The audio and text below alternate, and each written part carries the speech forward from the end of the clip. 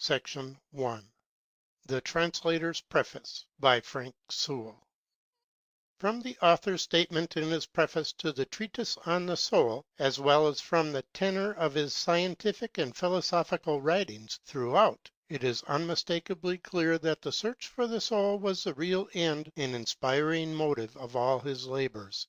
The ardour with which he sought this precious knowledge is evinced by the frequent tentative and preliminary essays scattered through his writings, in which he records his fragmentary glimpses of his subject, and pursues, as it were, the fleeting vision of a sublime figure, forever eluding his grasp. Thus, in his prologue to the work entitled The Animal Kingdom, the author publishes a summary of his intended work, in the course of which, after a series of anatomical studies, is placed an introduction to rational psychology, consisting of new doctrines, through the assistance of which, he remarks, we may be conducted from the material organism of the body to a knowledge of the soul which is immaterial. These are the doctrine of forms, the doctrine of order and degrees, also the doctrine of series and society, the doctrine of influx, the doctrine of correspondence and representation, lastly, the doctrine of modification. This introduction to rational psychology the author had actually furnished already in the first part, chapter 8, of the Economy of the Animal Kingdom, published some years previously. In this projected summary, the introduction was to be followed immediately by the rational psychology itself, which should comprise the subjects of action, of external and internal sense, of imagination and memory, also of the affections of the animus, of the intellect, that is, of the thought and of the will, and of the affections of the rational mind, also of instinct, lastly, of the soul and its state in the body, its intercourse, affections, and immortality, and of its state when the body dies, the work to conclude with the concordance of systems. In the series as published, however, we find the introduction to rational psychology actually followed by the chapters 1 and 2 of the second part of the Economy, treating of the motion of the brain and of its cortical substance, and these are again as abruptly succeeded by a chapter on the human soul, in beginning which the author refers to his previous endeavour to expound a doctrine of series and degrees by way of introduction to a knowledge of the soul. I could not but think, he says, with mankind in general, that all our knowledge of it, the soul, was to be attempted by a bare reasoning philosophy, or more immediately by the anatomy of the human body. But upon making the attempt, I found myself as far from my object as ever. For no sooner did I seem to have mastered the subject, than I found it again eluding my grasp, though it never absolutely disappeared from my view. Thus my hopes were not destroyed, but deferred. Speaking of the doctrine of series and degrees as only teaching the distinction and relation between things superior and inferior, or prior and posterior, and as unable to express any adequate terms of its own things which transcend the sphere of familiar things, he declares the necessity of our having recourse to a mathematical philosophy of universals, a kind of universal science, to which all other sciences and arts are subject, and one which advances through their innermost mysteries, as it proceeds from its own principle to causes, and from causes to effects, by its own, that is, by the natural order. But even if it were granted, he continued, that the doctrine of order and the science of universals were carried by the human mind to the acme of perfection, nevertheless it does not follow that we should, by these means alone, be brought into a knowledge of all that can be known. For these sciences are but subsidiary, serving only by a compendious method and mathematical certainty to lead us, by continued abstractions and elevations of thought, from the posterior to the prior sphere, or from the world of effects, which is the visible, to the world of causes and principles, which is the invisible.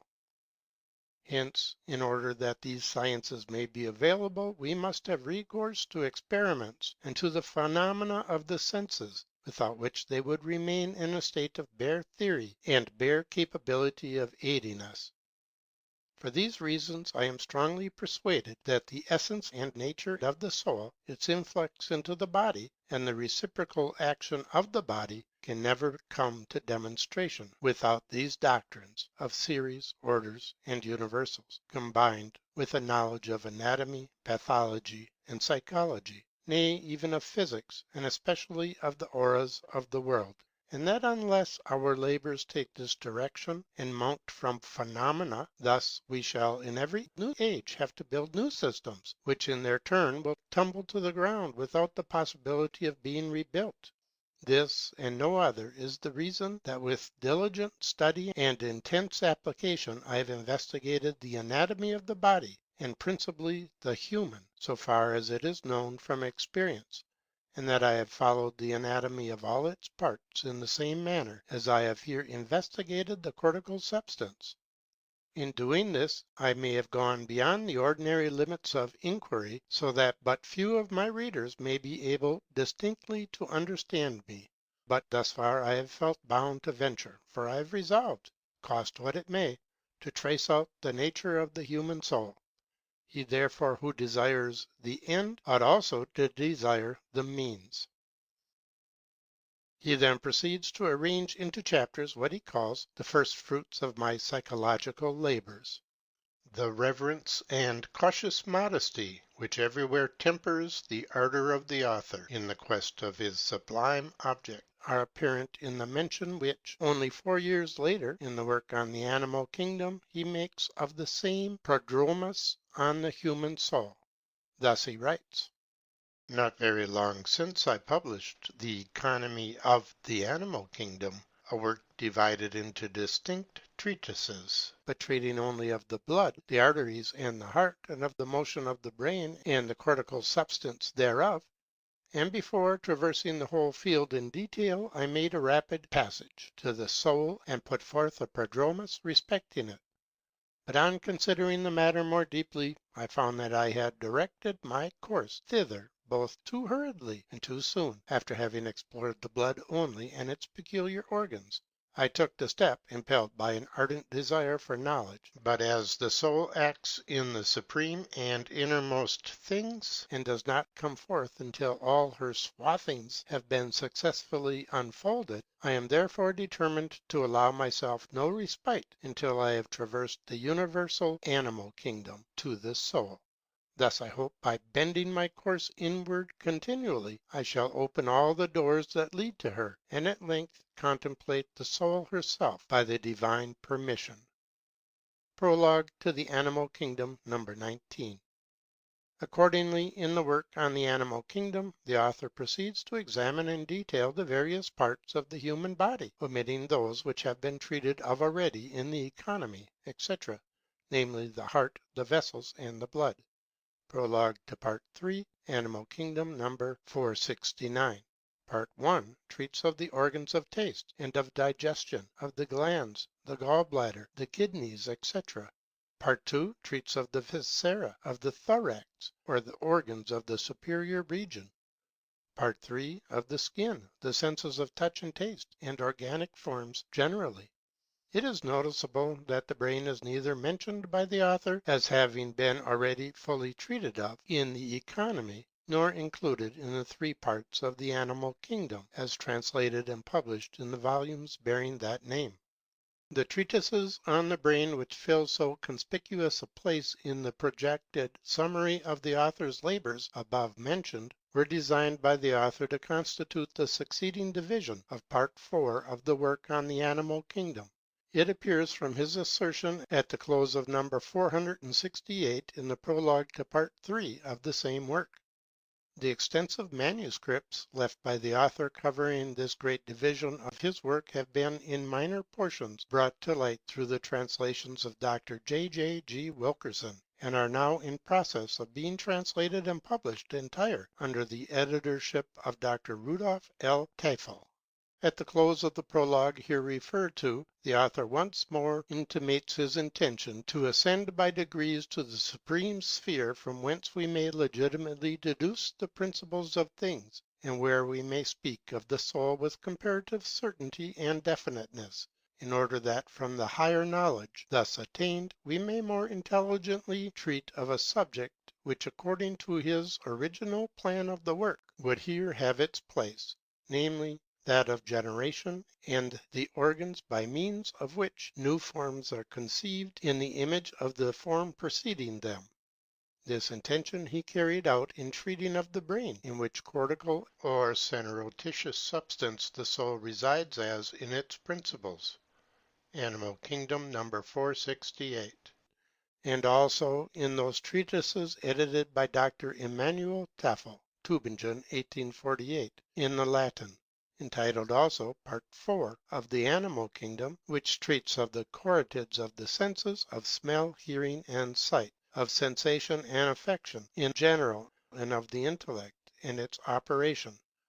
An abstract of these treatises, hitherto untranslated, particularly of the author's epilogue on the senses, or sensation in general, of his general exposition concerning sensation and affection, of his rules of harmony and music, and his conclusion concerning the intellect and its operation, we have added to the present work, forming Appendix 2. Descending now, as he had promised, from these first principles again into the body, the author discusses in succeeding parts of the animal kingdom the periostrium and the mammae. De periosto et de mammis, Tafel, Tübingen, 1849. And generation and its organs. De generation dat partibus genitabilis utrisque sextus et formotions fetus in utero, at Tafel, Tübingen, 1849, translated by Wilkinson, London, 1852. And at length, having surveyed the entire field of the human anatomy and physiology, he reaches in the treatise now offered to the reader the long anticipated rational psychology itself, which, according to his plan drawn up in the prologue to the Animal Kingdom, should conclude the whole series of treatises, and should comprise the subject of action, of external and internal sense, of imagination and memory, also of the affections of the animus, of the intellect, that is, of thought, and of the will, of the affections, and of the rational mind, also of instinct, lastly, of the soul, and of its state in the body, its intercourse, affections, and immortality, and of its state when the body dies. All the subjects here named are treated under the proper heads in the work now before us, with the exception of action. A special treatise on this subject, together with other brief papers, was published both in Latin and in English translation in London, 1847, by Dr. J.J.G. Wilkinson, under the title of Posthumous Tracts. Besides the treatise on action and another on sensation, or the passion of the body, this volume contains 3 brief transactions, all pertaining immediately to the subject before us, but evidently written at intervals, and at a time previous to the date of the present work. These 3 are a brief essay entitled The Way to a Knowledge of the Soul, a paper in 4 chapters on the origin and propagation of the soul, and a treatise of considerable length called A Fragment on the Soul. Even as early as 1734, in the work entitled Outlines on the Infinite, which immediately succeeded the Principia, the author devotes the second part of the treatise to a philosophical argument on the mechanism of the intercourse between the soul and the body. Finally, among these preliminary glances at the great subject aimed at, should be here mentioned 2 chapters on the soul and the chain and bond of uses, the latter treating of the cerebrum as the medium of intercourse between the soul and the body. These are found in Codex 58 of the manuscripts, photolithographed MSS, volume 6, pages 81 to 92. And inserted by Dr. Rudolf L. Tafel in volume 1 of the above mentioned work on the brain. See page 13. An explanation of these frequent and scattered unfinished essays on the soul is afforded in the author's address to the reader, with which he introduces the above mentioned fragment on the soul. He says, I was for some time in doubt whether to comprise in a single volume all my long meditations on the soul and the body, and their reciprocal action and passion, or whether it would be better to divide the work into numbers, and publish it seriatim, after the manner of Transactions, to declare the nature of the soul, to exhibit its state, to show the mutual intercourse and actions subsisting between it and the body, and the connection of each with each in the bonds of harmony. In other words, to display philosophically, analytically, geometrically, and anatomically the entire animal kingdom in its parts, with the functions and offices of each. This is a labor of some years, and must extend over several volumes. I have thought it most prudent to divide the labor, and to take up my pen at short intervals, allowing myself occasionally a little respite to draw breath, and enable me to attend to my other duties.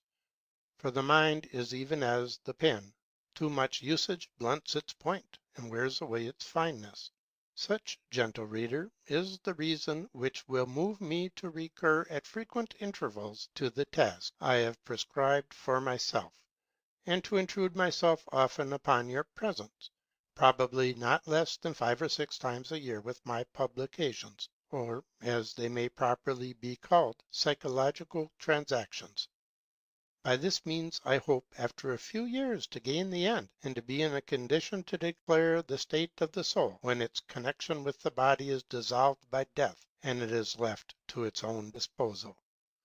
That work now before us, De Anima, is the author's long deferred Rational Psychology, and the final summary of all his studies on this subject, forming also the conclusion and culmination of the great series entitled The Animal Kingdom, seems abundantly apparent from the agreement of its contents with those subjects indicated in the closing numbers of the author's projected scheme of his work, from the almost universal reference in the minor treatises to a fuller and final one to come, and from the distinct statement in the author's preface to his work, that it is only after completing his survey of the human anatomy that he now feels himself enabled to really advance and penetrate into the hitherto hidden knowledge of the soul itself.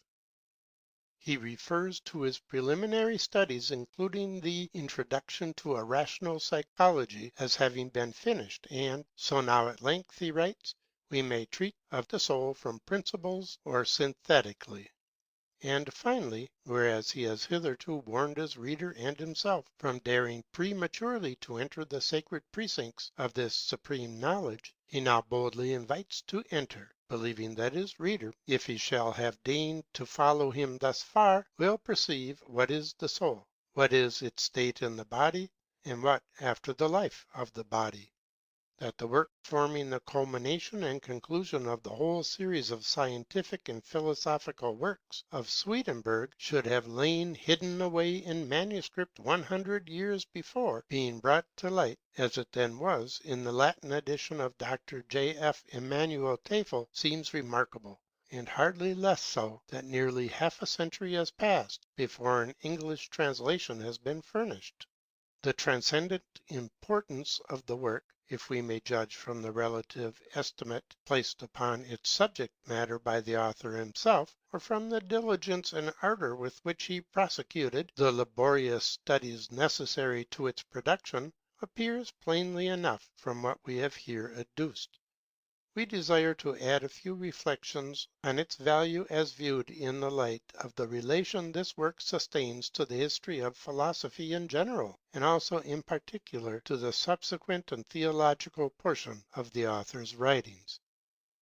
The one desire and aim animating the entire series of Swedenborg's scientific and philosophical writings was, as we have at the outset remarked, his search for the soul.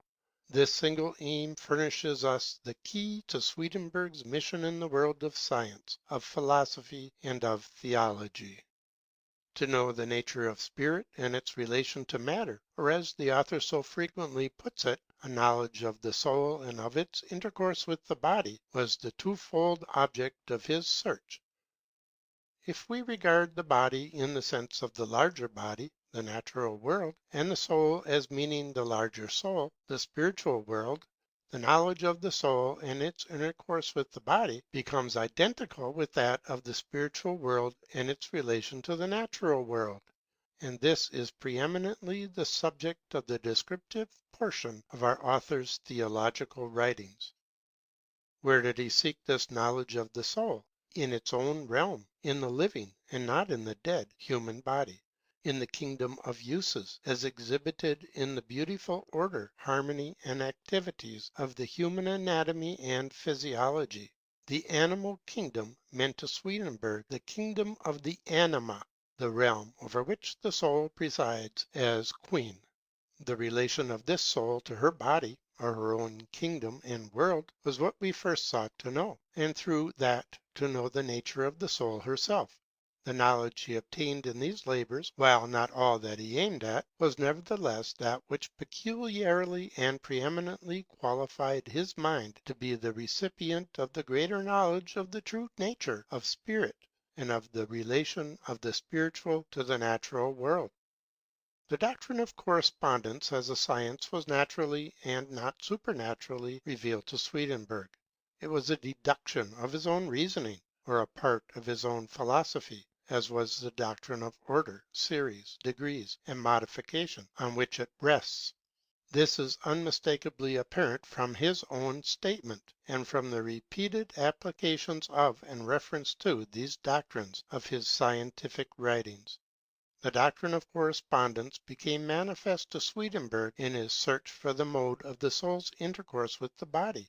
It was here, in the human soul's own province, that our author found the key which was to solve the problem of the ages, and open the minds of men to a truly heavenly knowledge of the relation of the spiritual to the natural world, of spirit to matter, of earth to heaven, of the written word to eternal and essential truth, and of man to God. To Swedenborg, correspondence meant, in its first sense, the correspondence of the body to its physical environment, and then that of the soul within to its corporeal, that is, its fibrous and sensuous environment.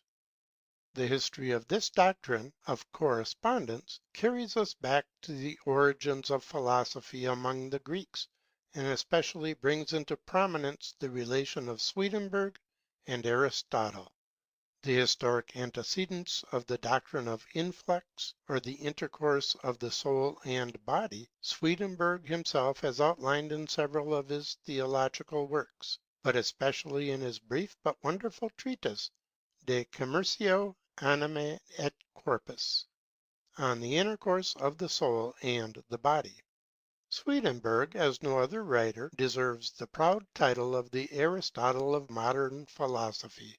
For as Aristotle, with his inductive and scientific method, succeeded to the idealism of Plato, so after the speculative and ideal systems of Descartes in France and Leibniz and Wolff in Germany, came Swedenborg with his severely practical method, his reasoning from experience, climbing by the ladder of knowledge a posteriori up to the higher and interior principles, from which again he might descend into a true philosophy of nature and of man. The coincidence of the researches of Aristotle and Swedenborg on the subject of the soul cannot but strike the attention of the historian, not indeed so much in the resemblance of their contents, although this is in instances remarkable, as in the similarity of method, or their ways of approaching the remotely hidden object of their quest. Both used the experimental method, and this led them into very similar paths of investigation. As evidence of this, notice the contents of that series of Aristotle's writings in which his works on the soul occurs.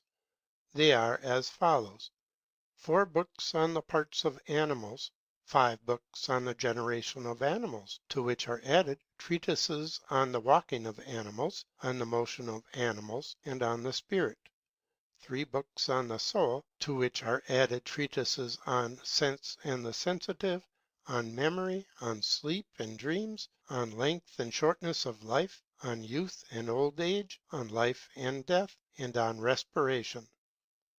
That our reader may compare at a glance the method of discussion, as well as the thoughts advanced by these two great inductive psychologists, the leaders of ancient and of modern learning respectively, I have thought it admissible to introduce as an appendix to the present work a series of extracts made at random from Taylor's translation of Aristotle's De Anima, etc. See Appendix 3. Great, however, as was Swedenborg's admiration for his illustrious master and predecessor in the line of inductive research, so that to him was assigned the highest place among the world's great teachers, as evinced by the titles the chief philosopher of the Gentiles and our philosopher, so often and so endearingly bestowed and alluding to him. Yet was Swedenborg no blind follower of even so revered a teacher, nor did he hesitate to differ from him on the important question of the manner of the intercourse of the body and the soul. Three doctrines had hitherto prevailed in the learned world regarding the intercourse of mind and matter. The first, called by Swedenborg that of physical influx, was taught by Aristotle, and afterwards, during all the earlier period of Christian learning, by the schoolmen. After this came the doctrine of spiritual or occasional influx, as taught by Descartes and his disciples. At last came Leibniz with his, as he believed, only reconciling doctrine of pre-established harmony. Swedenborg, agreeing wholly with neither, sought to reconcile the three by extracting and combining the gist of truth in each, and the resultant doctrine he named the doctrine of correspondence, a doctrine which rests upon the equally philosophic and scientific doctrines of series, orders, degrees, and modifications. Correspondence, as seen in the plane of nature only, and it was only on this plane that Swedenborg up to this time had discovered it, consists in such a mutual adaptation of inner and outer, higher and lower, grosser and more subtle spheres or bodies, that there may be a reception, communication, and transference of motions and affections from one to the other.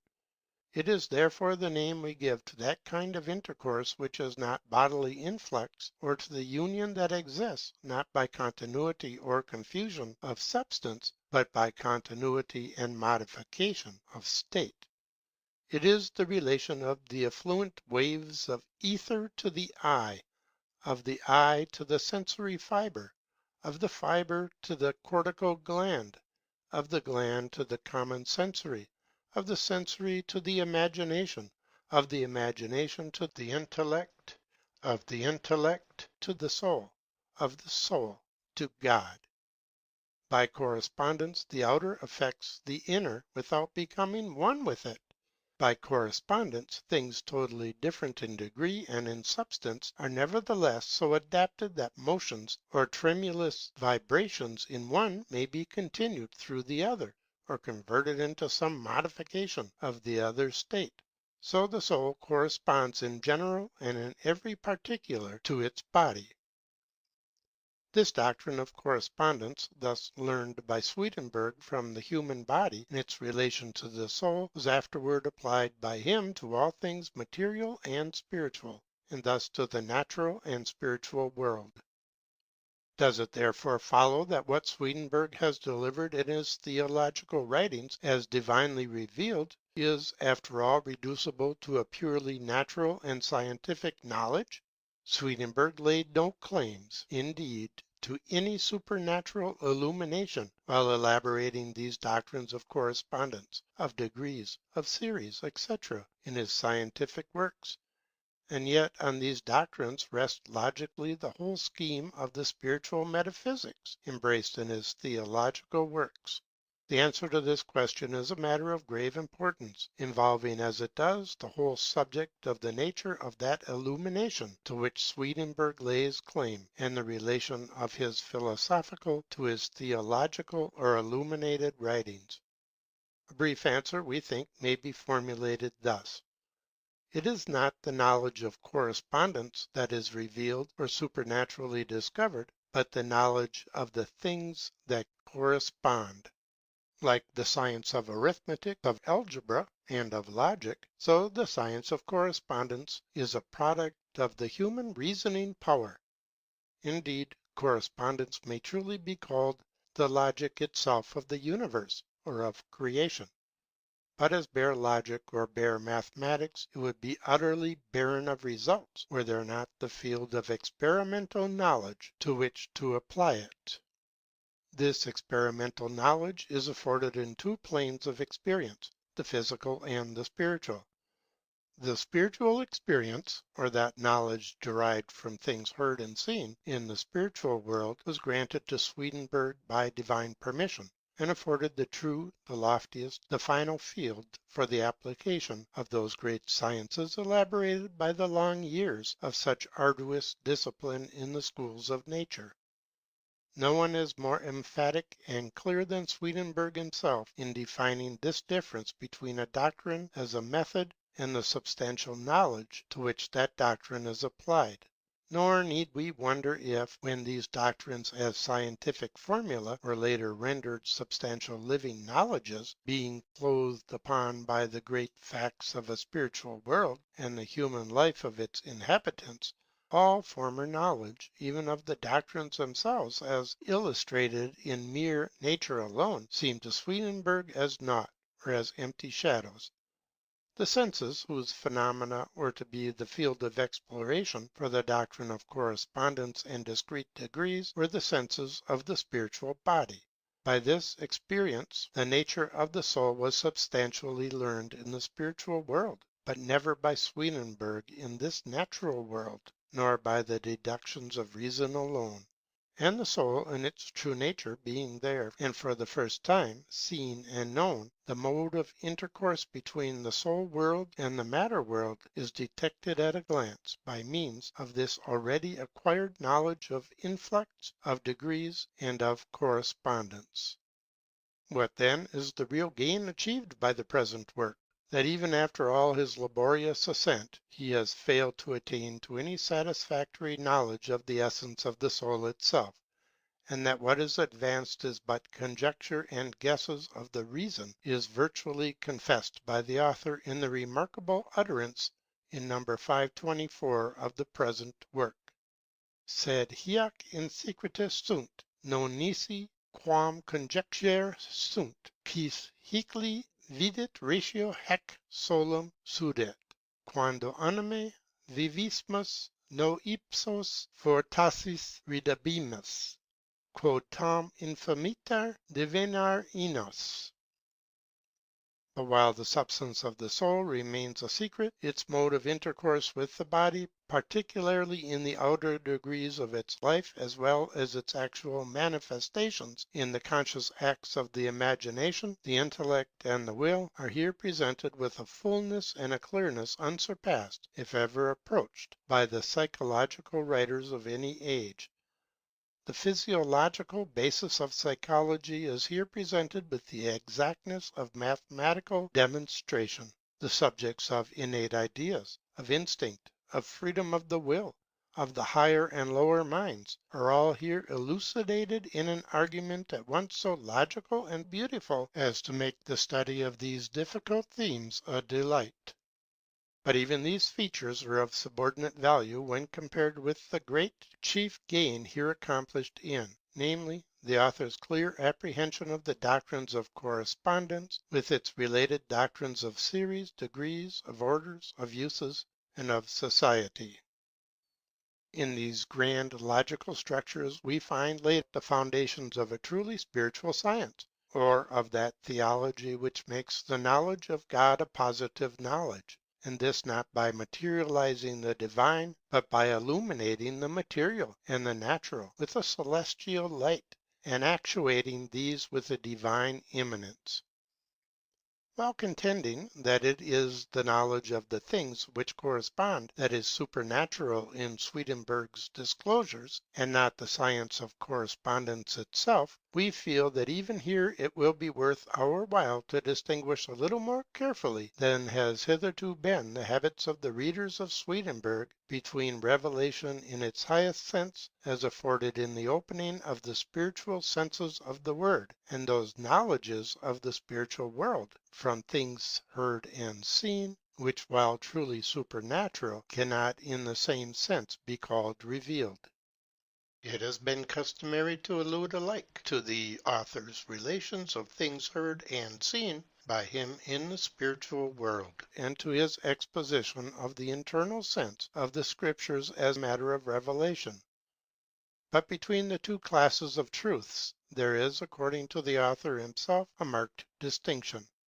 Strictly speaking, it is only those doctrines which, as the author declares, he received not from any angel, but from the Lord alone, while reading the Word, that is to be called revelation.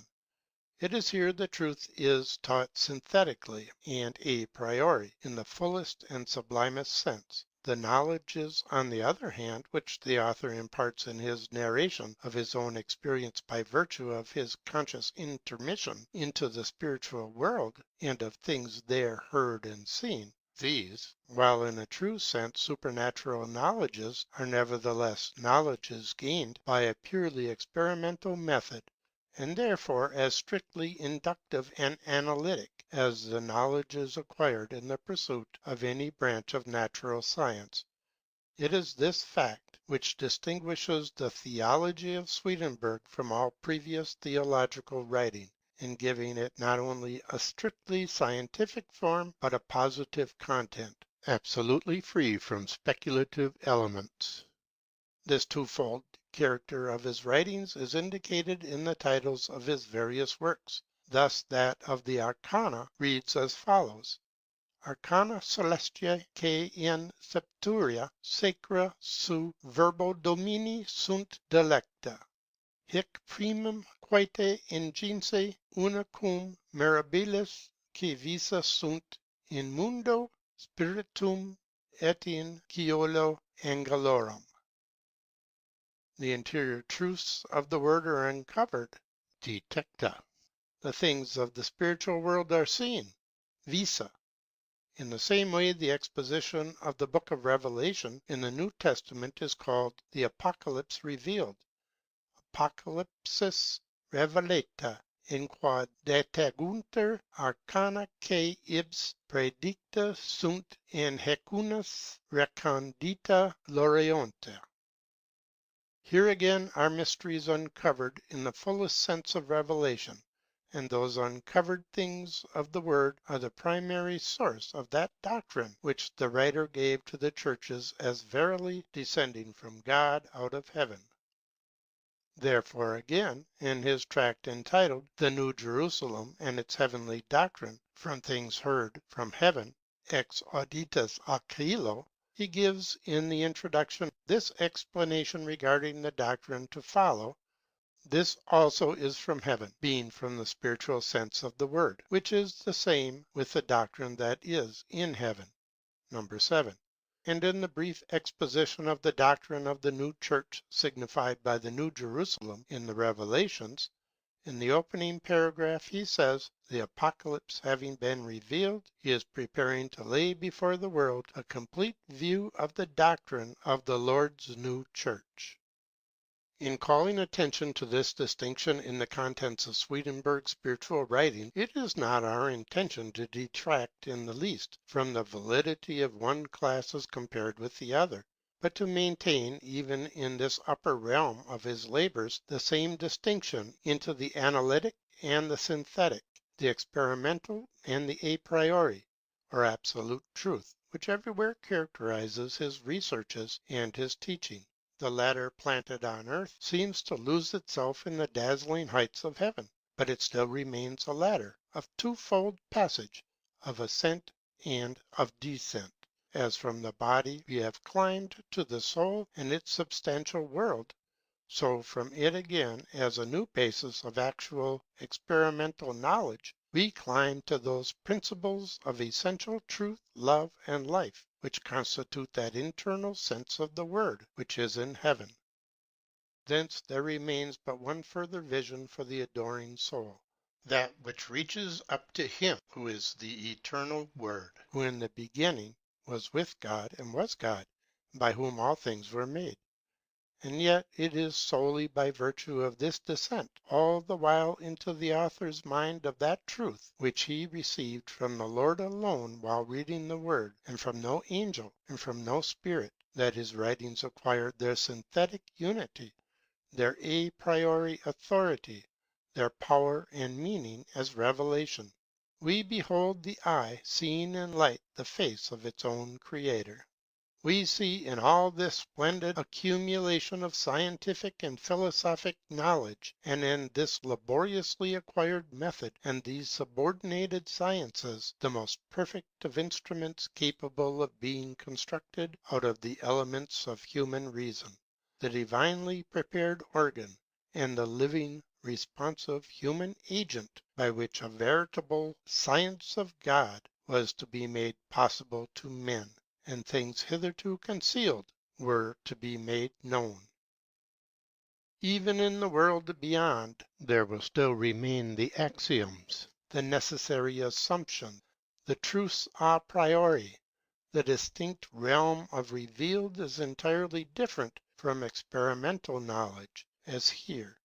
But as truly there will be a world of actual sensitive life, where knowledge will be acquired by observation, and the reason will find a higher and nobler field of exercise than it has ever found in all the heights and depths of nature. Even in the spiritual world, what is revealed remains forever distinct from what is heard and seen. It were possible for any man, should God permit, by the opening of his spiritual senses, to have conscious knowledge of the spiritual world, as was the case with the prophets and evangelists, with Paul and with Swedenborg. What they might communicate of things heard and seen in this world might seem to us indeed, and might worthily be called, a supernatural, a miraculous kind of knowledge. And yet it would consist of things wholly within the scope of human observation and discovery, although of an extraordinary kind. Not such is the knowledge of truth revealed, which can come from one source alone, the Word, and God speaking through it to the mind worthy and capable of receiving such a revelation. The relation of Swedenborg's scientific or inductive writings to his theological writings finds its explanation, therefore, in the more subtle but similar relation borne by his descriptive to his doctrinal theological writings. In the one we have the truths in the inductive or ascending order, in the other in their deductive order and descent from principles to application and corroboration. The ultimate knowledge, the ultimate discovery, is after all alone in God and from God. As all life is from him alone, so is all truth and all knowledge, and therefore in one sense all knowledge is revelation. But while we are allowed to procure some knowledges from without and as of ourselves, in order that we may enjoy that individuality and personality essential to our having any moral and rational quality, there are other knowledges that can be given us only in that revelation wherein God manifestly speaks, and human sense and human reason listen and obey. So we are kept mindful of God and of our own insufficiency, lest we too should desire to become as gods, knowing good and evil. So is the vista ever opening above us, inviting us to endless aspiration, longing, hope, and adoration. That Swedenborg fell short of his quest in failing to find in nature the real quality and substance of the soul is true, but this is a truth in which he and the world have reason to rejoice. Had he reached that shore too soon, there would his career have stopped. While the soul, like an undiscovered continent, remained still hidden from view, here in this stupendous series of works, the great ship was being constructed, which was indeed at last over waters all unknown to carry the bold navigator hither. In this ship, the sublime doctrine of correspondence, by favoring winds of heaven, he was carried to the great world of spiritual substance and spiritual life. And thence, by the same vehicle so wondrously constructed, he has brought to men an intelligible account of this new and interesting realm, and enabled them to read the deep arcana, hitherto hidden, but now revealed, which lie equally in all things of nature and in the Word of God. Finally, has the science of today aught to learn from the lesson of Swedenborg's heroic labors and their result? Is it the lesson of a sublime tragedy, of a vast hope crushed, of a magnificent structure which fell because of its too near approach to the skies? In other words, shall we regard the stupendous scientific and philosophic achievements of Swedenborg as of no worth, seeing that they failed to bring him to his desired goal, a true knowledge of the soul? Far otherwise do we read the lesson of these pages. The utterance they give forth is that of cheer and of hope. They speak alike for the science of today as for that of a century ago. The glorious promise of a reward to be reached higher even than that sought for, of an end whose realization, only blindly striven for in the ascending ladders of knowledge, finally fills and illumines all the subordinate science with a light, a warmth, a beauty inconceivable before. For all truth is one, and human science on every plane is but the enfolding of the higher and diviner forms of truth in those which are lower and more within the grasp of man's varying intelligence. Every scientific fact and every true philosophic deduction is a stone laid and a scaffold raised for the building of that great temple in which humanity is yet to worship its Creator and its God. Into this natural knowledge, as into all manner of precious stones, the light of divine revealed truth shall flow, and thus the glory of God shall lighten the whole domain of the human intellect. The scientists of today, with their careful elaboration of the facts of sensuous knowledge, are building wiser than they know. Their own aims, the particular theories they seek to establish, are of minor account. They are the baubles placed before the child to induce it to walk. Even the selfish incentives of pride and glory are useful in stimulating minds otherwise idle and sluggish to great achievements.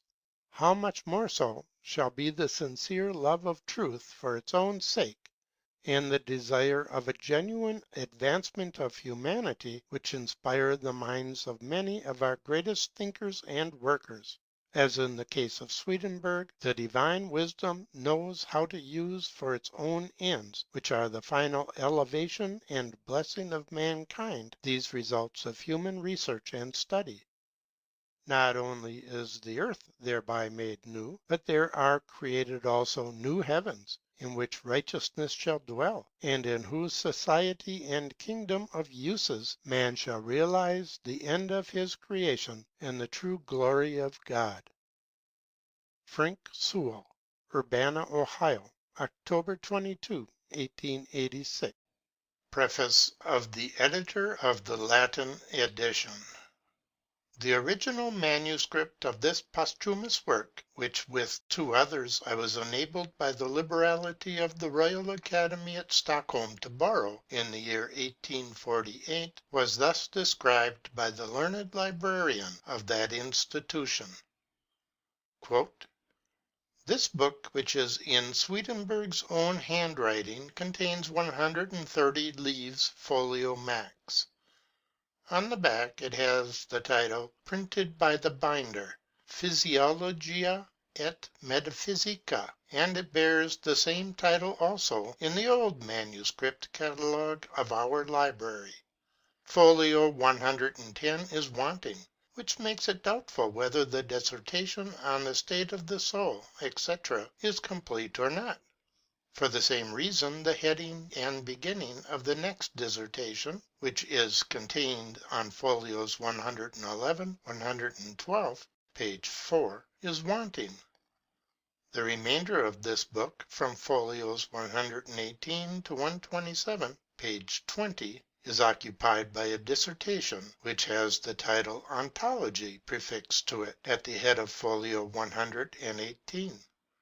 From the commencement of this dissertation, certain subjects are considered in general, and are afterwards treated severally under various heads.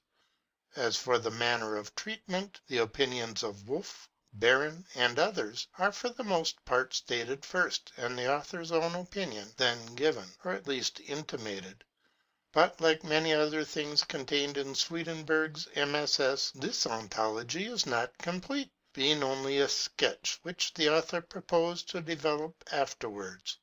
The whole book is closely written, and in some parts in a cramped hand, and will be difficult to read and decipher. According to the vote of our Society, the Swedenborg Association, founded 1845, which is the patron of these three publications, we have omitted in the present treatise the attached folios 118 to 127, inscribed Ontologia. The chapters of this omitted dissertation are: 1. Form, formal cause; 2. Figure; 3. Organ structure; 4. State, mutation of state; 5. Substance; 6. Matter, material; 7. Extent, extension, continuous, contiguous, part; 8. Body, corporeal; 9. Essence, essentials; 10. Attribute; 11. Predicate; 12. Subject; 13. Affection; 14. Accidents; 15. Contingents; 16. Modes, modification. We have given this work the title On the Soul, and also designated it as Part VII of the Animal Kingdom, because it forms a supplement to that work, and the author himself, according to the index prefixed by him to that work, intended to treat in Part XVI concerning the soul and its state in the body, its intercourse, its affection, its immortality; also concerning its state after the life of the body. An introductory essay on Science and Theology in the writings of Swedenborg. The one desire and aim manifest throughout all the scientific and philosophical writings of Swedenborg may be described, in brief, as his search for the soul. This is indicated in the fragmentary treatises on the soul, which frequently occur throughout the series of his works, and is manifest in the projected scheme of his works outlined in his prologue to the Regnum Animale. There the soul forms the last of the great series. The subject is to be approached slowly, by arduous steps, reverently and in awe of its sublimity, but with eager and never flagging desire. This desire was executed to the extent of the scientific and philosophic resources of human knowledge in the De Anima, or Rational Psychology, the work on the soul with which Swedenborg concluded his great career as a scientist, and summed up the results of his labours in the fields of natural, physiological, and psychological science. In this search for the soul we find what we may call the key to the genetic development of all Swedenborg's system. I say development because this implies a unity in what precedes and follows, and a shaping of final results by certain interior ends, even though these be unconsciously entertained. The process is like that of nature, which, itself unconscious, conceals the most profound, definite, and unerring purpose. To know the nature of spirit and its relation to matter, but especially through, first, a knowledge of the soul and of its intercourse with the body, was the twofold object of our author's constant search. If we now regard the body in the light of the larger body, the natural world, and the soul as meaning the larger soul, the spiritual world, the knowledge of the soul and its intercourse with the body becomes identical with that of the spiritual world and its relation to the natural world. This occupies a prominent place in his later theological writings. Where did Swedenborg seek this knowledge of the soul? In the soul's own realm, the soul kingdom, Regnum Animale; in the living, not dead, human body; in the kingdom of uses as exhibited in the beautiful order, harmony, and activities of the human anatomy and physiology.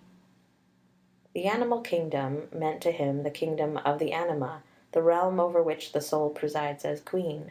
The relation of this soul to its body, or its own kingdom and world, was what Swedenborg sought to know. The knowledge which he obtained was that which preeminently qualified his mind to be the recipient of the great knowledge of the true nature of spirit and the relation of this spiritual to the natural world. Through its influence upon his contemporary Kant, see Kant's inaugural dissertation De Mundo Sensibili et Mundo Intelligibili. Also Professor Wahinger's Kant-Kommentar, Volume II, Archiv für Geschichte der Philosophie, Berlin, 1895, Professor Heinz's Observations on Kant's Lectures on Metaphysics in Abhandel, Sachs Gesellschaft der Wissenschaften, Leipzig, 1894, etc., etc. Swedenborg's doctrine of the two worlds may be said to have formed the basis of modern transcendental psychology, or of that phase of modern idealism which accords to the spiritual and supernatural a substantial and causal existence distinct from matter. When, now, we consider what a stupendous rôle this doctrine of the human body and its soul is called upon to perform in the doctrine of the divine humanity, of heaven, and of the order prevailing there, we begin to realize the providential significance of these scientific treatises, and see in what basic relations these sciences stand to the whole realm of spiritual doctrine. And since the body can be studied only in its own environment, or as a part of that great extended body which is the entire elemental universe, therefore to this ultimate basis of all extended Swedenborg's exhaustive survey and the grasp of his mighty system, as witnessed in the work on Chemistry (1721) and the Principia (1734). The doctrine of correspondence was derived by Swedenborg first naturally, that is, as a science. It was a deduction of his own reasoning regarding the elemental relations of the universe, a part of his own philosophy, as was the doctrine of order, series, degrees, and modifications, on which it rests. This is unmistakably apparent from his own statement and from the repeated applications of and references to these sciences in his Animal Kingdom and elsewhere, especially in his introduction to the Rational Psychology and in that work itself. The doctrine of correspondence became manifest to Swedenborg in his search for the mode of the soul's intercourse with the body.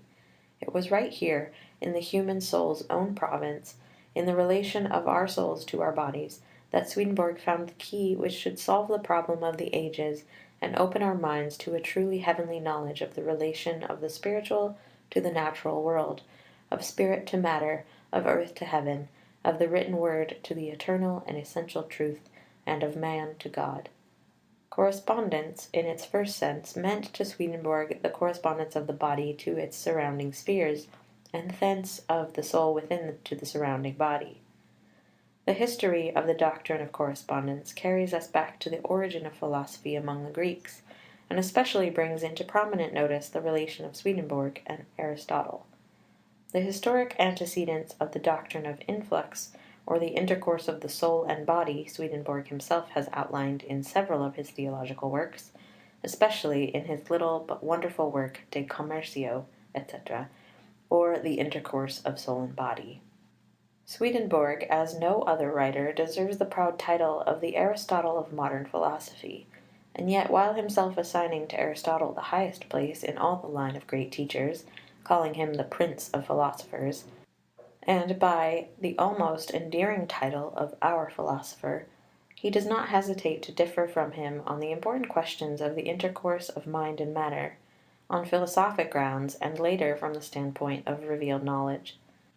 The three systems of psychology which had chiefly occupied the learned world before his time were represented by the three philosophers seen by Swedenborg in the spiritual world as related in the work De Commercio: Aristotle, Descartes, and Leibniz. These three systems sought to explain the relation of mind and matter, that is, to solve the one great problem which, as we have said, Swedenborg had set before himself, and to the solution of which the whole philosophical series of his works is devoted. These three systems are known as those of 1. Physical influx, 2. Occasional or spiritual influx, and 3. Pre-established harmony. These three Swedenborg sought to reconcile by extracting and combining the gist of truth in each, and the resultant doctrine he named the doctrine of correspondence, a doctrine which rests upon the equally philosophical and scientific doctrine of series, orders, degrees, and modifications. Correspondence, as seen in the plane of nature, is the mutual adaptation of inner and outer, higher and lower, grosser or more subtle spheres or bodies, so that there may be reception and communication and transference of motion without commingling or confusion of bodies. It is, therefore, the name we give to that kind of intercourse which may exist between things necessarily and perpetually discrete. It is that intercourse which is not material influx, but a mode or avenue for the influx of force. It is intercourse by contiguity, and not by continuity or confusion of substance. Such a correspondence in nature is the relation of the wave of ether and its spiral motion to the eye as the organ of vision, then of the eye to the sensory fibre within, then of the sensory fibre to the cortical gland, of the cortical gland to the inner common sensory of the imagination, of the imagination to the intellectory, of the intellectory to the soul, of the soul to God.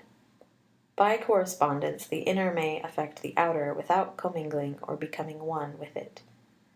By correspondence things totally different in degree or substance are nevertheless so adapted that motions in the tremulous vibrations in one may be continued through the other, and so cause and effect be made possible by contiguity, since the prolongation of effect, or its retrocession on its own plane, never converts it into its own cause. This doctrine of correspondence, learned by Swedenborg from the human body and its relation to the soul, was afterwards applied by him to all things material and spiritual, and thus to the natural and spiritual worlds. If this be true, what then is revealed in Swedenborg's writings, or what is there that is not after all the outcome of purely human reasoning and philosophy? Does it follow that what Swedenborg has delivered in his theological writings as a divinely revealed science is after all reducible to a purely natural and scientific knowledge, seeing that in the doctrines of degrees and correspondence as set forth in the philosophical works, Swedenborg laid no claim to any supernatural illumination as their source, and yet on these doctrines rests the whole scheme of the spiritual metaphysics embraced in his theological works? The answer to this question is of the greatest importance, involving as it does the whole subject of the relation of Swedenborg's scientific and philosophical to his theological writings. We think it possible to formulate an answer in these words: it is not the knowledge of correspondence that is supernatural or revealed, but the knowledge of the things that correspond. It is not the knowledge of discrete degrees that is supernatural or revealed, but the knowledge of the things that compose those degrees. That the knowledge of degrees was a philosophical knowledge, see Animal Kingdom 1, No. 10, 11, 133, and 2, No. 333. Swedenborg thus speaks of correspondence after his illumination. In A.C. No. 1523 he states that the ear corresponds to the air and to sound. The eye is formed correspondently to the modifications of the ether and light, and all the organs and viscera correspond to the things which are in nature. In A.C. No. 5131 there is a correspondence of sensuous things with natural ones, of material things with spiritual ones, and of spiritual with celestial ones, of celestial things with the Lord. There is a succession of correspondence from the divine down to the ultimate natural. It is known from philosophy that the end is the first of the cause, and the cause is the first of the effect. The effect must correspond to the cause, and the cause must correspond to the end, and as they correspond, the end can be in the cause and actuate it, and the cause can be in the effect and actuate it. Consequently, the end through the cause can actuate the effect. Everything in man and nature is successive, like cause and effect, and when they correspond to each other they act as one. Compare this doctrine with the scientific statements on the intercourse of the soul with the body in the work on The Soul, Chapter 12. At the close of the philosophical period of Swedenborg's writings, the soul, like an undiscovered continent, remained, it is true, still hidden from his view, but the great ship that was to carry the bold navigator thither was built and with supreme human skill by his marvellous mind, secretly guided by the divine hand. On that ship of the sublime science of correspondence, by the favouring winds of heaven, he was carried to the great new world of spiritual substance and spiritual life. Thence, by the same vehicle, he has made intelligible to us this new and interesting country, and enabled us to read the deep arcana, hitherto hidden but now revealed, which lie equally in all things of nature and in all things of the Word of God. That the relation of the scientific to the theological system is genetic, or that of an orderly growth and development, is perhaps the most wonderful of all the aspects of Swedenborg's teachings. It is the most perfect illustration and corroboration of his wonderful doctrine of discrete degrees. His science is not theological, his theology is not scientific, and yet they are related by a perfect correspondence. So far was he opposed to any a priori system of science, that is, to a science constructed to suit or prop up some prospective theory of philosophy, that he would not trust to his own experiments in natural science, but used those instead of other accepted authorities of his time. His inductions were his own. He pursued his search according to the thread of reason, secundum ducem intellectum supilum rationis, and reverently shrank from giving the name of divine revelation to any of these results of his own investigations. That his science was not only not built with the conscious intention of furnishing a substructure to his theology, but was in some particulars in actual conflict with the later teaching from revelation, in those realms where it transcended nature and presumed to construct a system of spiritual science, is evident from what the work on the soul teaches regarding the condition of the soul after death, as that it has no particular form, but may assume any form, or that it may take wings and fly as a bird, or assume any other shape suited to its imperial and sovereign desire, being free from all limitations of nature or natural heredity. See The Soul or Rational Psychology, No. 521 and 522. Notice also what he says in this work about the final consummation of the world and the purging fires which shall finally sever the soul from the last entanglements of the body. These are instances where his science undertook to be prophetic. That these predictions were regarded by Swedenborg himself as outside the realm of pure science, and thus as forming no part of his own system as a science, is evident from his remark in No. 524 of the same work, that we shall probably laugh in the other world at the guesses we have here indulged in about the future state of the soul. Had he been the usual sort of natural philosopher, he would have insisted on having his subsequent theological system harmonize with these predictions.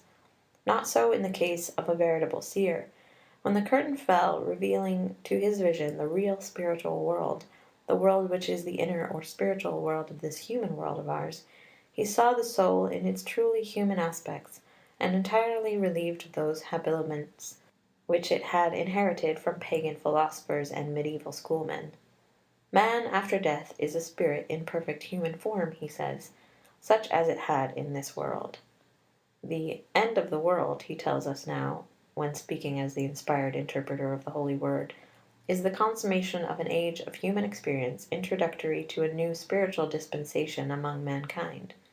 This blank contradiction of his own statements, written within a space of, say, 5 years, is convincing proof that whatever relation exists between his scientific and theological writings, it is a strictly natural and not a contrived or purposed one. Swedenborg neither constructed a science with a view to building thereon a theology, nor did he adapt his theology to a previously constructed science.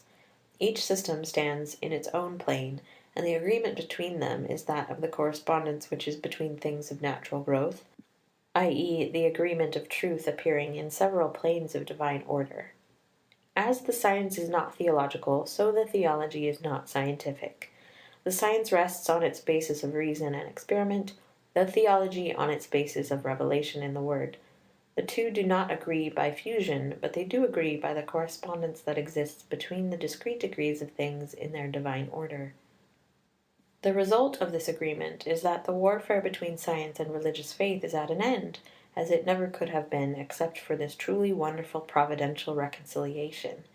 In the natural course of things, as they tended, except for this, theology had got so out of touch with science that men who loved natural truth and sought for a deeper knowledge of the wonders of nature were almost driven to the rejection of revealed religion. The only course for theology was to lose itself in politics or in sociology or occultism, and so, in the guise of purely natural science, still keep its hold on the attention of men, if even meanwhile it was losing their reverence and their respect. At the same time, science might be posing as the sacred vestal of the temple of truth, and claimed to be the only object of real reverence or worship still left to man.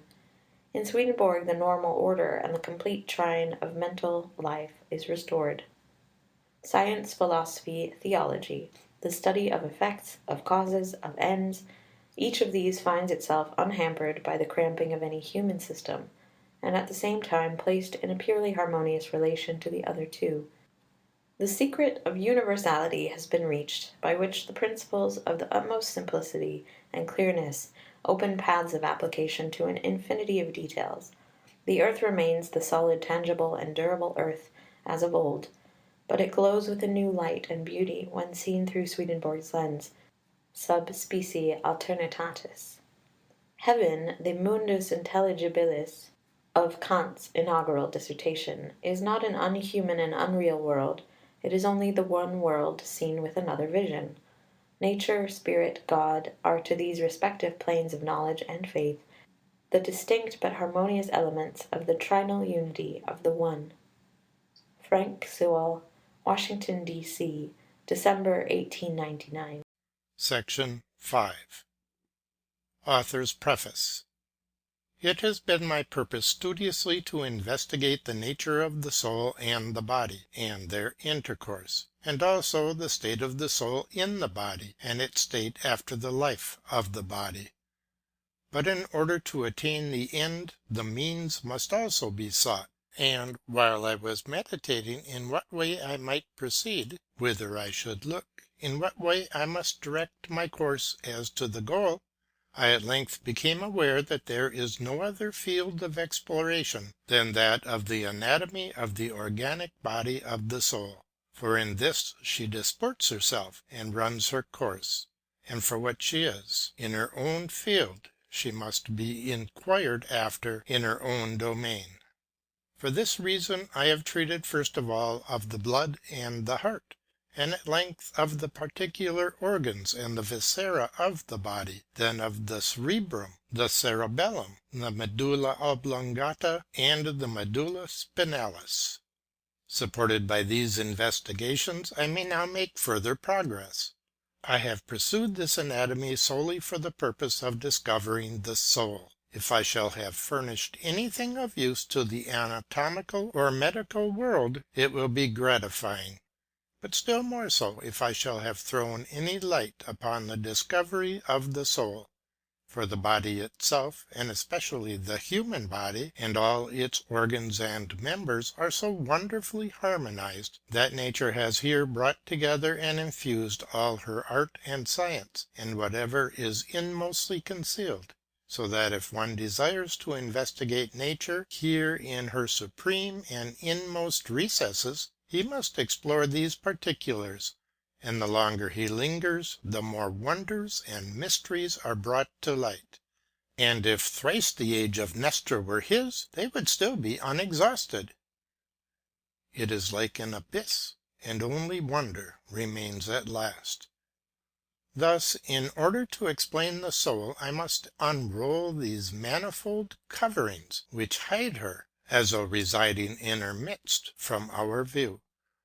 I must proceed by the analytic way, or from experience to causes, and through causes to principles, that is, from posterior to prior. This and no other way is granted us to the attainment of the science of the higher grade. As soon as, therefore, by this way we shall have arrived at genuine principles, then first may we proceed by the synthetic way, or from priors to posteriors, which is the way of the soul herself, acting in her own body. This is the angelic way, for then they see from the prior or first things, all posterior things as subject to themselves. Therefore, before I treat of the soul synthetically, or a priori, or from first principles, it is necessary that I acquire experience and effects by this human or analytic way through posterior things, or by that ladder which leads us up to those principles and to that heaven. Hence to mount to the soul is only possible through those very organs by which she descends into the body, thus only through the anatomy of her body. but still it was not permissible to pass over from the organic and natural body to the soul, or to the spiritual essence, which is also immaterial, unless I might first lay down some way which should lead me thither. Therefore I have been obliged to work out certain new doctrines, such as the doctrine of forms, the doctrine of order in degrees, the doctrine of correspondences, and of representatives, and finally the doctrine of modifications, doctrines hitherto unknown, which are the companions and leaders without whom we shall attempt this passage in vain. Concerning these we have written in the 5th treatise, or in our Introduction to the Rational Psychology. And so now at length we may treat of the soul from principles, or synthetically. The learned world, from the earliest ages up to the present time, when that which has been so long conceived is now to be put forth and born, has laboured constantly after this attainment to first principles. For this have existed all sciences, both philosophical and physical. For this has been tried every experiment which might afford illustration.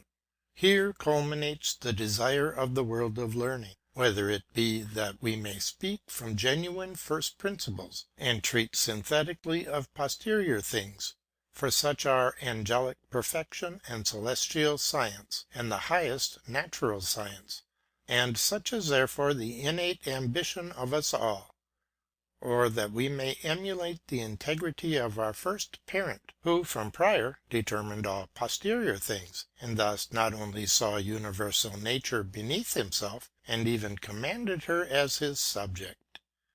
For it is the pride of erudition to judge of effects from principles. Hence it appears how much is involved in attaining to true principles, which can by no means be done except in so far as these be learned by the posterior way, or that of the senses, and of the sciences and arts which are human. These, however, are not of the soul itself, in which nevertheless they are all grounded, and from which they flow. But the way from experience through the sciences both physical and philosophical to prior things and principles themselves is not only an arduous one but most lengthy, nor is one field only, but many, to be explored. More than the ages of Nestor are needed, for there will constantly occur such things as will confuse the mind, and persuade it to feel all as the sense impresses it. Then it believes it has grasped the thing accurately because it operates according to the testimony of the senses, which reasoning is just so full of hypotheses and errors.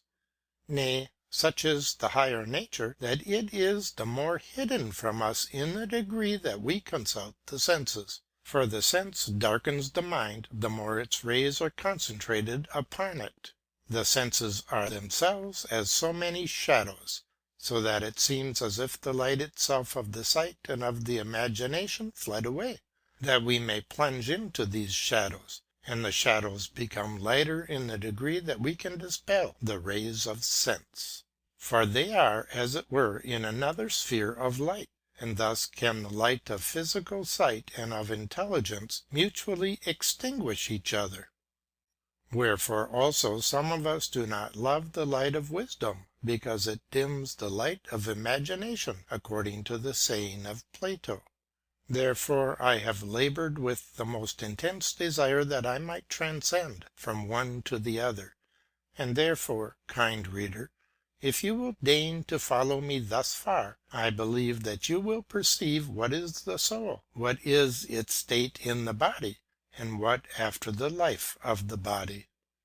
But the path is difficult. Only may my companions not abandon me midway. But if you will leave me, I pray nevertheless that you will grant me your favour, and this you will do if you are persuaded that the end before me is the glory of God and the public good, and nothing whatever of selfish gain or applause. Chapter 1. The simple fibre, that it is celestial in its nature. 1. The successive formation of the blood vessels from the simple fibre. The simplest fibre is the form of forms, or that which forms the other fibres, succeeding in order. The simplest fibre by its circumflexion forms a certain perpetually spiral surface or membrane, which is itself the second, the medullary or nervous fibre of the body, and is simply a little channel constructed from the simplest fibre, but together with the fluid which permeates it, constituting a fibre. This fibre, therefore, because it descends from the prior, or is the prior fibre thus convoluted, and therefore nothing else than the simple fibre itself, flows by a spiral or perpetually circular flux. This fibre, when it falls into the provinces of the body, again forms a kind of little gland, not unlike the cortical, from which proceeds the bodily fibre, and this forms the little tunic which enfolds the arterial vessels.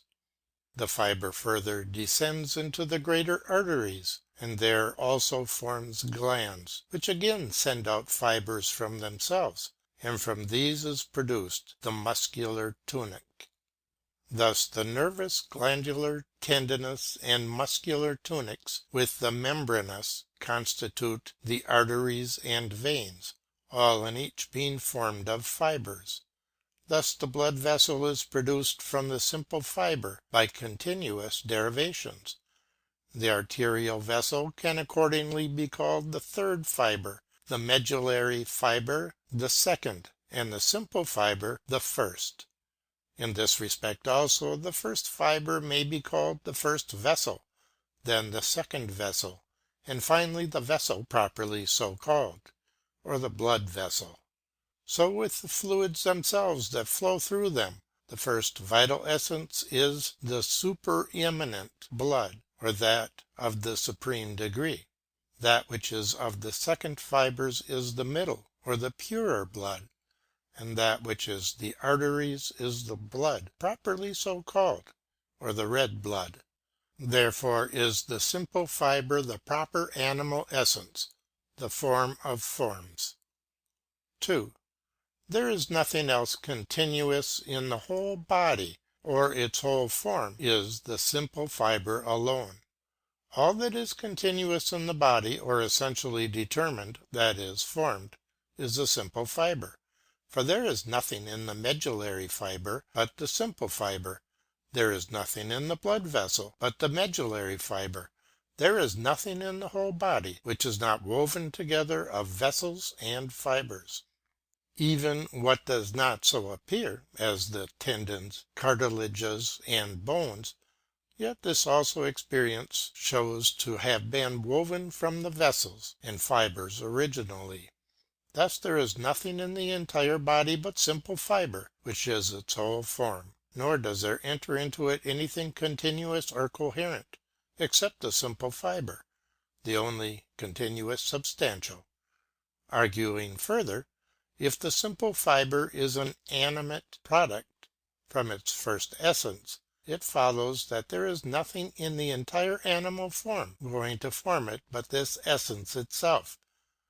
The fluids of various kinds which are in the medullary fibres and in the blood vessels, as the serous fluids, do not constitute the form, since the forms constitute the fibres, but these fluids flow within the fibres and vessels. 3. If that essence is the soul, it follows that this alone is what constitutes the form. 4. The simple fibre is of a celestial nature, what the body is. Now inasmuch as every part or individual of the first substance is of a celestial form, and corresponds to the substance of heaven, or to the first and most universal aura, it follows that there is nothing in the simple fibre which is not a celestial form, and this alone is ruled by spiritual forms. This form, because it is above other forms, cannot be touched at all by them, still less can it be hurt. It is most secure from all injury. How can a compound act upon the simples, of which it is compounded? It is most remote from them, nor are they dependent upon it. 5. This fibre therefore is not terrestrial, as Aristotle teaches, but of a celestial nature, essence and form. 6. Hence it is immortal, nor can it perish, because it cannot be touched. 7. What is terrestrial and corporeal is not the fibre, but rather that part of the red blood and of the middle blood in the globule, which served there for an instrumental cause, in order that the first essence of the blood may descend in series by successive derivation, and be in the midst of the outmost world; or, in a word, that it may constitute the bloods, in which, nevertheless, that celestial form reigns. 8. That from which the bodily blood exists is only corporeal, nor does it contribute anything to form, except that it runs through these fibres, and adapts them so that they may enter into forms. 9. This part or this corporeal is mortal, and relapses to earth when the globules of blood are dissolved, but not so the fibre, which of itself passes away, while the body remains under the form of a corpse. 10. Paradox concerning the simple fibre. 11. Concerning the universal circular of the fluid of the body, or the circle of life, concerning the perpetual solution and composition of the blood. 12. Concerning diseases of the fibres. 13. Concerning the derivation of the diseases of the animus into the diseases of the body, and vice versa. 14. Concerning the arachnoid tunic. 2. The senses. 15. The external organs of the senses, as the ear and the eye, are instruments of the modifications of the air and of the ether, and these modifications are the principal causes to which as to mediate organs the sensations exactly correspond. As to the ear, this is the instrument which receives the modulations of the air, for it receives and applies to itself every form and mode of the forces flowing to it. The same is true of the eye in relation to the ether. The ear, in this respect, differs from a musical or acoustical instrument in that it not only receives, but also sends out and further extends the sounds. So does also the eye differ from optical instruments. The eye is indeed like the camera obscura, which reproduces most exactly the images transmitted from the object opposed, without changing them into other forms and other colours. But in the eye these modifications do not simply pass over to the retina. The operations of the eye excite the essential determinations to acting likewise even to the least retina, from which through the optic nerve the same sight is propagated to the common sensory. Thus the sensations correspond exactly to the modifications of the organs, likewise in taste and smell. From the external form of the parts, which is generally either round or prickly, affects the papillae of the tongue or nostrils. The organ is affected by these touches, which are innumerable, and thence a similar sense results. 16. The sensory fibres leading to the common sensory are exactly accommodated to the form of the modifications flowing in and affecting them. Thus the sensations flow by a natural spontaneity from the circumfluent world through the fibres in the animated world even to the soul. In the inquiry as to what is the form of the modifications of the air and of the ether, we are led to conclude from experience that there can be no other modification of form than that of the form of the parts. For the volume is composed of the parts, and if the parts are changeable, a like condition ought to result in the whole volumen of what is set in motion, as in the single parts, which are so many symbols of the common motion.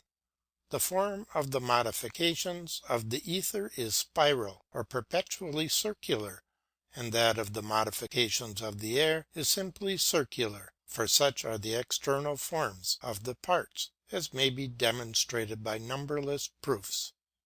It may be asked then, what is the form of the fluxations of the fibres? It has been proved in the treatise on the fibres that the form of the fluxions of each compound fibre is spiral, and that the form of the fluxions of many fibres, taken together, is circular. Thus the one form exactly corresponds to the modifications of the ether, and the other to the modifications of the air. But the form of the higher ether is vortical, and this corresponds to the substantial form of the spiral glandule. Thus, when modifications of the auras flow into the miniature world, or the animal system, they continue their flow in a similar nature, nor are their essential determinations changed. 17. The sensations are carried from the external organs to the internal organs, as if from a heavy to a lighter atmosphere, or from a lower to a higher region. Light bodies are raised from the centre toward the surface and emerge, but those which are heavy fall to the centre and seek the bottom. So do sensations strive from the outermost to the innermost, or from the lowest to the highest, while actions fall from the innermost to the outermost, or from the highest to the lowest. Thus sensations may be compared to the lighter, and actions to the heavier bodies. The cortical brain holds the inmost and the highest, for to climb thither is upward, but thence toward the surface of the body is downward. That the cortex of the brain also occupies the highest region of the body may appear from the fibres themselves and their nature. The most fluid and the softest fibres are near to the cortex, or to their first source. Those more remote from the cortex are harder and more stationary, and as if being more compressed, when rising to a softer fibre, they rise to the pure region, and vice versa, which also is the reason why the nerves or the sensory fibres are soft, and the motor fibres are somewhat harder, and that the softness increases according to the ascent. 18. The sensations do not arrive at any special glandules or glandular congeries in the brain, but at the universal cortex, so that there is not a single cortical glandule in the entire brain which does not become a participant of each sense, and of its least movement, degree, and difference. This the anatomy of the brain declares with sufficient distinctness, for each nerve and each fibre, when it is immerged in the medullary lake of the brain, so merges itself with all the neighbouring ones that all differences well nigh disappear. For one fold is continually connected with another, a certain subtle membrane intervening between every fibre and every vessel and the one next to it, which membrane joins and binds fibre to fibre and artery to artery. Those intervening threads, in their being drawn out from the fibre, we call the emulous vessels of the fibre. In these are inserted the most delicate threads drawn from the pia mater. Thus it may clearly be seen that in the brain, in the cerebellum, and in either medulla, there is nothing whatever that is discontinuous or disjoined. And the sensation, which is a most subtle kind of trembling of a certain atmosphere, is not able to press solely upon a single fibre, or any particular fibres, as far as to their origins, but is compelled also to pursue its journey through all that is continuous from the fibre. And this is true as well of the trembling and vibrations of harder bodies.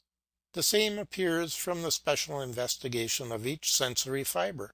For the optic nerve, diffusing itself in the beds of the optic nerves, cannot help pouring itself upon the entire circuit of the brain, since the fibres drawn forth from this circuit and concentrated on a firmer base unite upon the beds of the optic nerves. And if the sensations follow the flux of these, they cannot but terminate in the common surface of the brain. The olfactory nerves, from the continued pituitary membrane, so immerse themselves in the oval centre or medullar globe of the brain, that they have their origins from all, for the mammillary processes being inflated expand the whole medulla of the brain. The acoustic or auditory nerves emerging from the annular protuberance associate themselves with all the fibres which are sent out from the brain and from the cerebellum. And so in other instances, wherefore the ratio of the sensations is the same as that of the modifications, for these having begun in the least centre diffuse themselves about into the entire periphery. From these considerations it follows that there is no part of the cortex which does not become participant and conscious of the inflowing sensation. 19. The most distinct sensation exists in the cortex of the brain, especially the sensation of sight, perception, and understanding. Where the cortical substances are most delicate and most expanded, there the sensations should be the more perfect and distinct.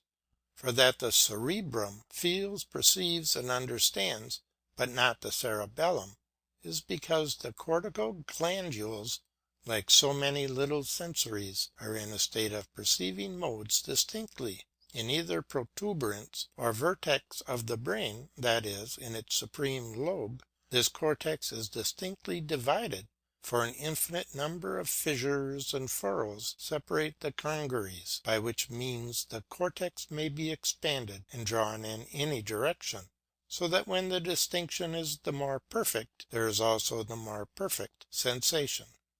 This is the reason, too, why all the convolutions and bendings of the cortex concentrate themselves in this, or tend hither by a continual flux and union. This is observed as well in outward as in inward intuitions. We even direct our contemplations toward this prow of the brain. Also, when this is injured, the faculty of clearly seeing and perceiving is changed according to the degree of injury, as appears from various diseases of the head. Thus sensation belongs indeed to every cortical glandule, but it is more perfect in one part of the brain than in another. For in one it is more particular and single, according to the divisions of the brain, while in another part it is more general, and hence the sensation is more indistinct and obscure, as in the lowest layers of the brain and in the cerebellum. 20. No cortical glandule in the whole brain is absolutely like another. Hence neither are the little sensories similar to each other, which are so many cortical glandules. But a certain variety intervenes, which nevertheless is so harmonious that not the least difference occurs in the mode of any sensation, but what is perceived more perfectly in one glandule than in another. That there occur infinite mutations of state, both essential and accidental, of the cortical glandules, which are so many internal sensories, has been sufficiently demonstrated in the treatise concerning those glandules. For there are larger and smaller glandules, harder and softer, consisting of more or less fibres. There are those whose state is more constricted or more expanded. Some associate with more, some with less, but to enumerate every difference would be too prolix. The cortical glandules in the brain are of one kind, those of the cerebellum are of another, and those of still another in the medulla oblongata and the medulla spinalis. Also they are of different species of the brain itself, in its vertex, in its borders, on the outside near to the pia mater, and on the inside around the ventricles. All the cortical glandules, the beginning of the fibres, the little sensories and motors, are internal. Now, in order that the brain may be free to receive all sensations and feel every difference, it is necessary that there should be order among its sensories. This order must be wholly harmonious. Even if one glandule receives a purer, another a grosser mode, nevertheless we must communicate the sign of its sensation to the others as a part to the whole. This is called the harmonious variety, which is so proper to nature that it deserves to be called the nature of nature. Such a variety exists in the particular fibres, in the particular muscles, in the single parts of the atmosphere. For similarly are the lowest atmospheres more compressed than the higher, in such a way, nevertheless, that between all there is a certain harmonious variety. Thus the particulars contribute each in its own part to the common and public estate. 21. The sensations diffused throughout the whole brain are to be conceived of as winding themselves around in a spiral manner, or according to the form of motion of a circuit and of the cortical substances, and the purer sensations revolve vortically through the cortical glandule, hence according to the most substantial form itself of the sensory organ. The convolutions of the cortical glandules in the brain flow into the form of the most perfect spiral, and because the sensations touch every point, every fibre, and every cortex of the brain, hence we must conceive of a similar circumvolution and whirling motion of the sensations, for then an easy fluxion and propagation of these proceeds from a part into the whole. In the same manner the modification takes place in each individual cortical gland, whose form is perpetually spiral or vortical. For every active force impressed upon an organic substance flows and is determined most exactly according to the form of the latter. To flow otherwise would be contrary to the stream and current of its nature, or contrary to the rotation of its axis. Also the sensation circumgyrates by a similar form when it follows along its fibres, therefore also when it emerges from it. So are the forms of a fluxion and that of its atmosphere or of its modification similar. So do the macrocosm and the microcosm mutually correspond, and impress the same modes upon each other. Such a whirling motion openly appears in the external organs also when the mind is inebriated or the brain affected by a like disease or delirium. From these statements it may appear with what winding about and circumgyrations the inmost sensation or the understanding is carried on, the form of whose fluxion is celestial, and so on. 22. We may perceive by ourselves and naturally the harmony and the disharmony of sensations. That the soul naturally apprehends and is conscious of everything harmonious or inharmonious which occurs to any sense appears from the phenomena of each sense. Harmony of touch in the outmost skin tickles and excites laughter. Harmony of taste and smell flatters and gratifies the organs in such wise that it creates a pleasure, sweetness, and appetite. Harmony of hearing so pleases the ear that one smiles at what is heard said. So with harmony of sight, whence is beauty, comeliness, and delights. But disharmonies produce the contrary effect, for these sadden the soul and the mind, and induce a certain horror, even hurt, and thence aversions.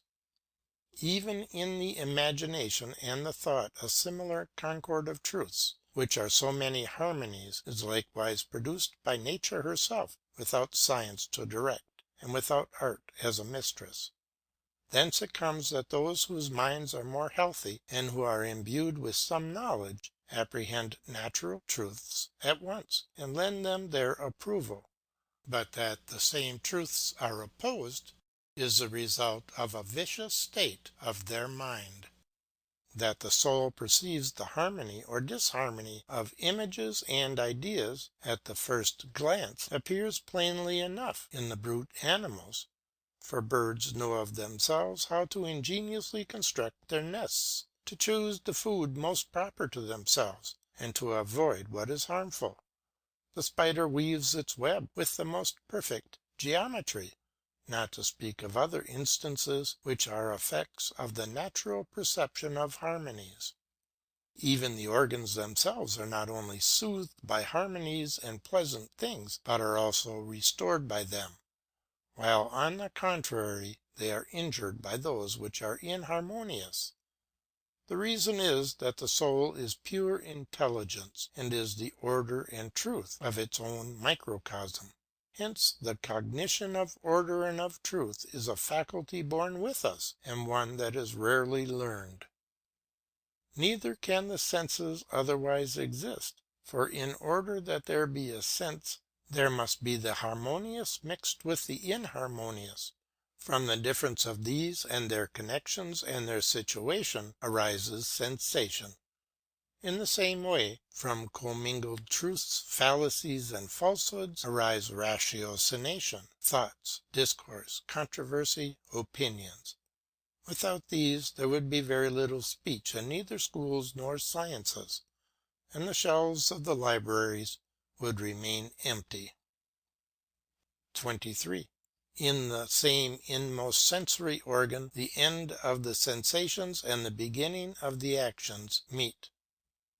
The cortical glandule is the last boundary where sensations terminate, and the first prison house whence the actions break forth, for the fibres, both sensory and motory, begin and end in these glandules. Sensations penetrate from the outmost to the inmost, but actions run from the inmost to the outmost. Thus the cortical gland is as well a little internal sensory as a motory organ, and both active and passive, as are all the more perfect organic substances. To suffer as well as to act is the perfection of natural bodies, whence comes elasticity in the forces and powers thence resulting.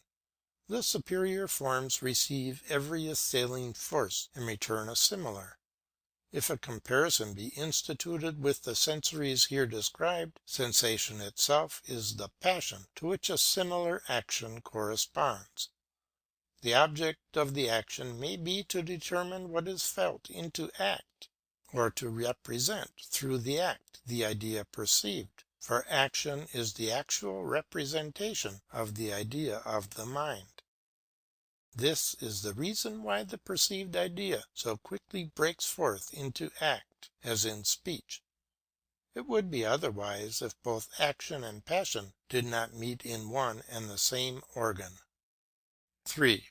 The intellect and action. 24.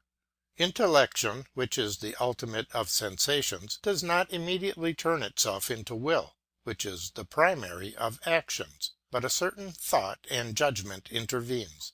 Thus there are intermediate operations of the mind which connect the last of the one with the first of the other.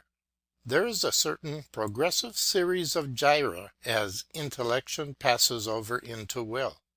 Undoubtedly there intervenes the thought which is the last involution of things perceived and understood, and the calling forth of like things from the recess of the memory. But the judging or judgment is the reduction of the things thought into a certain rational form, those things being cast out which have nothing to do with the matter in question. At length comes the conclusion, and so the will. The intellection itself is the first part of the operations of the intellect.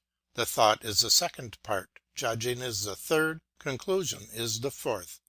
All of these taken together are designated by the one word intellect.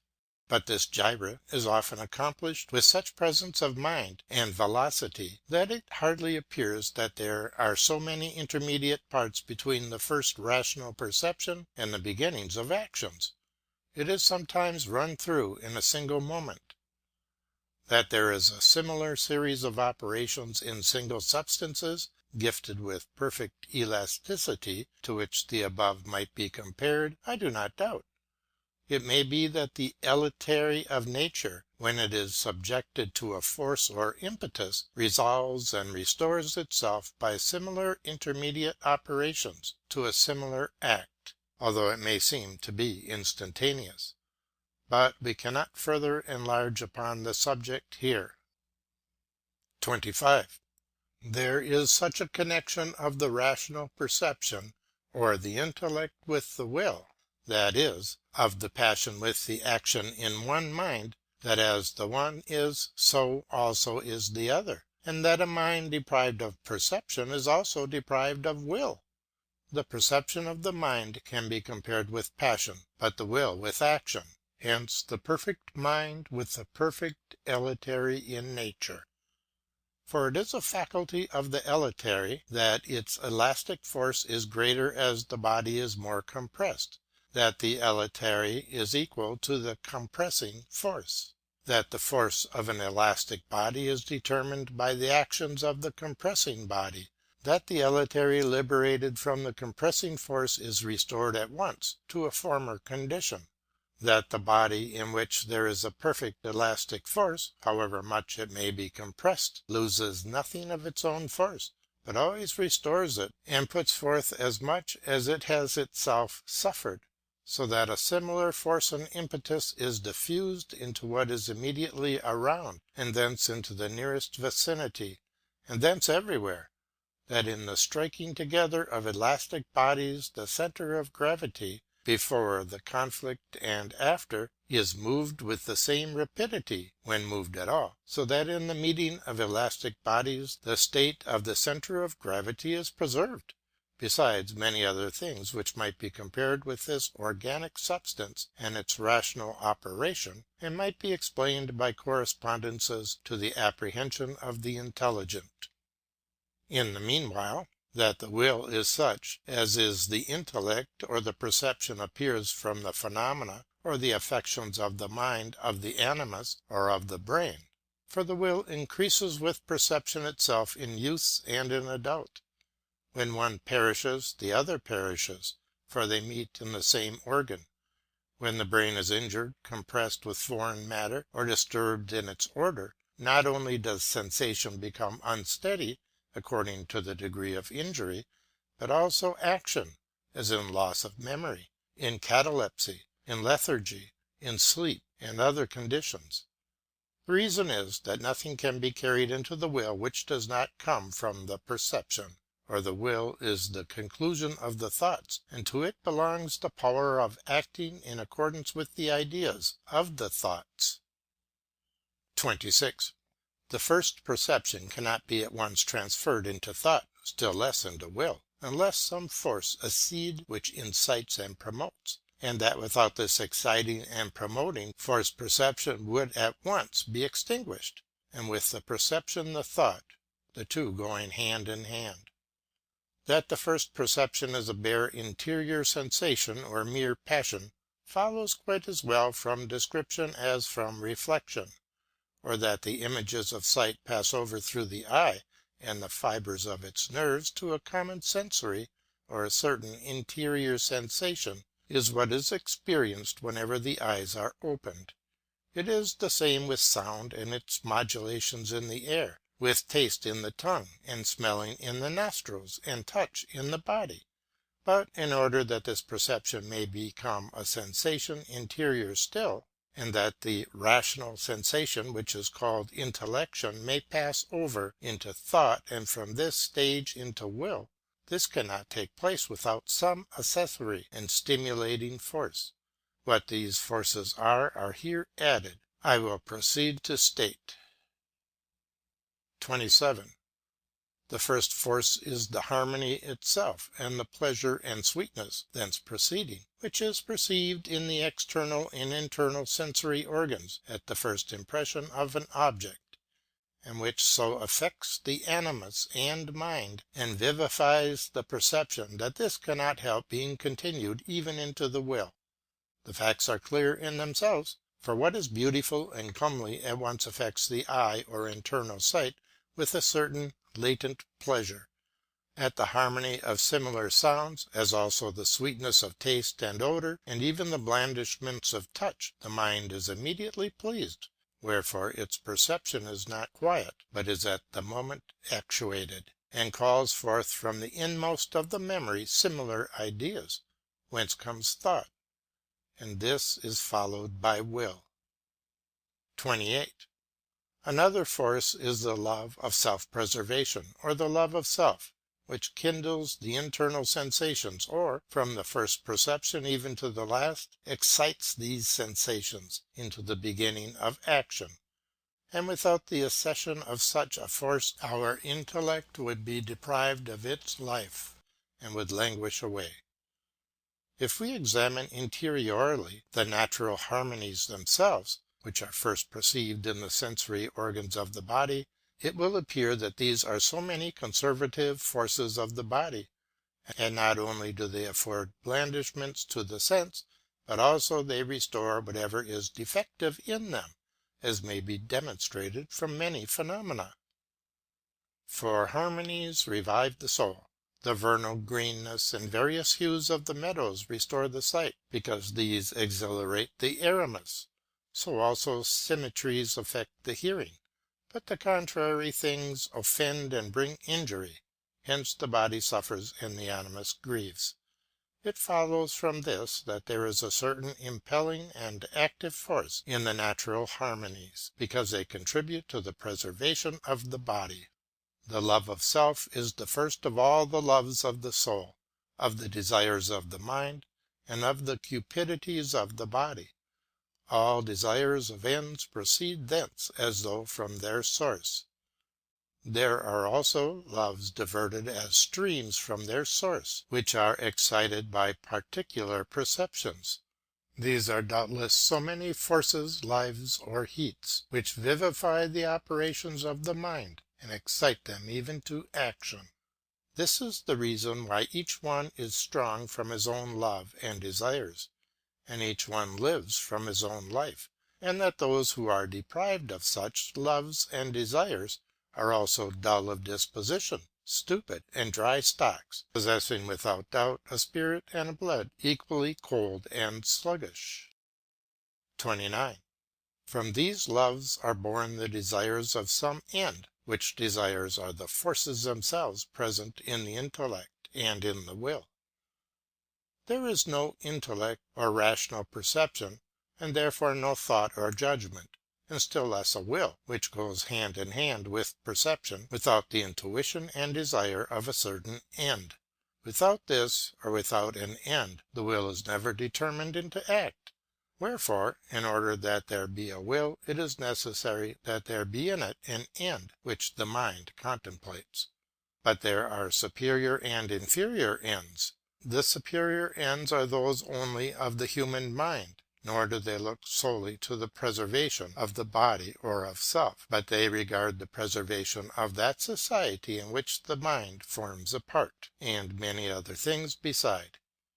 In place of these rational ends, there are with beasts corporeal ends, the desires of which are called lusts and pleasures. These ends are solely for the sake of self-preservation. It may be of the body simply. Such an end, because it does not descend from a certain source and principle of reason, prefers the preservation of self to the preservation of society as a whole.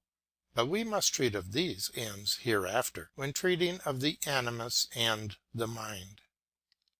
30.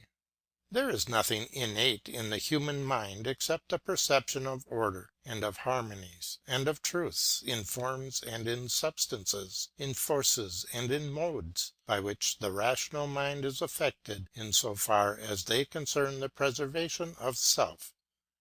But other things, even the forms themselves, the substances, the forces, the modes, the truths, are to be learned by the aid of the senses, whence come discipline and the arts. It is otherwise in the brute animals. It has been shown above that the harmonies themselves are innate with us, or that we perceive them without a teacher, as the sweetness of taste and smell, the symmetries of sound, the excellencies and beauties of nature. In a word, the very order of things, or the harmony of modes, forces, substances, and forms. Thence also we may perceive the very truth of things, for these correspond to order itself in nature. And this is the reason why order is called the transcendental truth. This we clearly perceive in our intellect, for we seize truths, as it were, at their bare assertion without any demonstration. And therefore some persons are said to have in them as innate the seeds of virtue and of beauty. But the form itself and the perfection of the form are different things. By way of the senses and of discipline, we have to procure for ourselves, scientifically and experimentally, the form, but not the very harmony itself and the order itself of the determinations in the form. The harmony and the order are natural, because they agree with the form itself, of our organic substances and of their sensations and perceptions, and thus they allure them that they may soften, titillate, and pleasantly affect them. But the form itself thence resulting is something to be acquired. This is why the dispute has arisen among the learned, whether ideas are innate in us or altogether acquired. The same also is proved by the reflection of our own thought, imagination, and speech. For in order that there may be thought and speech, an infinite number of things are requisite, which concern order alone. And this order is so strictly observed and maintained by children, that the entire Peripatetic and Pythagorean schools could not in 10 years reduce to rules and sciences what this or that boy brings forth naturally and of himself in less than a moment's time. We also assent to truths themselves without any demonstration a posteriori, at their very first announcement, in so far as there is in them a natural harmony, and one that gratefully affects the mind. Besides the harmonies, the order, and the naturally implanted truth, there are also loves which all proceed from the love of self, although it is from doctrine alone that it can be known whence these loves proceed, and of what quality they are. But it is otherwise with the brute animals. In these there are still more possessions which are innate, be it single ideas themselves, or forms, modifications, and so on, for they are born into their sensations, perceptions, and wills, and they stand alone as soon as they are put forth from the womb or the egg. 31. The external senses are very obtuse, gross, and feeble, and thence fallacious, so that they deceive the internal senses themselves in innumerable phenomena, taken for truths and appearing to be truths. This is because these internal senses penetrate rather into the causes and principles of things, wherefore the science of the senses is purely animal, but not such is the science which is rational and truly human. There is indeed no other way of knowing and of understanding given us than by the sensations or by experience, that is, by the posterior, which is called the analytical way. For our sensations are perfected first, then the internal perceptions, and finally the intellect. The judgment, or the knowledges of the true end, do not come until late and in adult life, and because this way is natural and alone permitted, we have to depend upon our observing and collecting of experiments and phenomena of nature. Thus the optic science is most familiar with the organism of the eye, and still knows no rules except those derived from science cultivated by experiment. So with the acoustics of the ear. The very truths, causes, and principles of natural things, yea, even of moral things, must be learned the same way. Although we may be pleased when objects present themselves to us, still we do not know them any more interiorly than we do the beauty itself of a flower, conspicuous for the fair mingling of its colours and symmetry of its parts. For in the blooming rose we of ourselves perceive nothing except the beauty, the order, and the truth, the form itself. What is its colour? What the relation and position of its parts? This is not possible to explore without the experience of the senses. For the soul itself, which alone understands the objects presented to the senses, is itself order, law, and truth. Thence whatever is agreeable to its reason pleases it, while other things it shuns and abhors. But that there are infinite things which to the senses appear to be that which they are not may be seen sufficiently from examples. For instance, it is an appearance that the sun, stars, and planets are little molecules instead of earths as large as ours; that we are absolutely at rest, although our terrestrial globe rotates and revolves around the sun, just as it is in a ship in which we seem to be at rest, although within an hour we may be borne away under full sail some miles from the port. It appears as if the antipodes could not possibly stand on their feet, as if the blood did not circulate, as if the cerebrum did not animate, and as if the ventricle did not have a peristaltic motion. It does not appear to the senses that a certain fluid flows very swiftly through the least fibres, or that the atmospheres are divided into parts, since they seem to be like waters, either continuous or as nothing. It also seems to the senses as if there were an attraction, a vacuum, a single atmosphere, and as if the ray were an atom, as if there were no substance, as if a body, very swiftly moved, were continuous, as if providence, fate, and fortune are mere happenings of accident, as if insanity were wisdom, fallacy truth, the becoming equally with the unbecoming honesty, and vice versa, as if license were free will, pleasures and allurements of the senses the highest felicity and greatest good. It appears as if art were more ingenious than nature, as if philosophers were possessed of a better common sense than the plebeian world, and as if they were the wise who talk more elegantly and are skilled in languages, and mingle their sharp criticisms, or else who keep silence, or express only half the meaning of what is to be understood, as if we were to estimate people according to the opinion of others, whom we believe to be possessed of judgment. Infinitely more things occur in the discriminations of the true and the false, the good and the bad, the beautiful and the becoming. These very discriminations, which do not appear to the senses, we believe to be naught so long as they are concealed, be they in reality ever so numerous and striking in form. So in other instances. From these things we may conclude that if we have faith in our senses only, we shall be more like animals than rational beings. For the brute animals are easily deceived by fallacious visions, or by appearances, and that, therefore, in the degree that we are the more rational, or the more truly men, in that degree we shall dispel the clouds and fallacies of the senses, and penetrate clearly into truths themselves, or enter into causes and principles, and the same faith we shall deny to our body, that is, we shall withdraw ourselves from the shadows of the sensations. Therefore it is not for man to become wise by means of the senses or experience alone. 32. The soul concurs with every sensation, perception, and intellection, but so sublimely, universally, and secretly, that we can scarcely learn what flows from the soul, and what from the body. For the senses are what inform the mind, in order that the rational may hear, since without the experience of the senses we can understand nothing.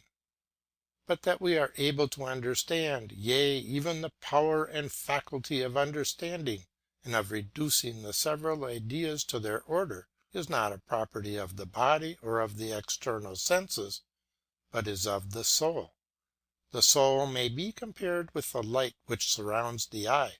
Without the light there could be no discrimination whatever between the less luminous and the shady, between those differences in objects whence arise colours and forms.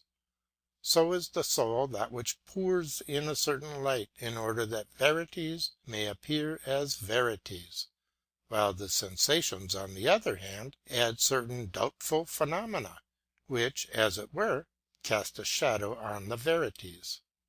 Thence arise ideas and truths mixed with falsities, and from these again opinions, hypotheses, conjectures, discussion, discourse, and speech.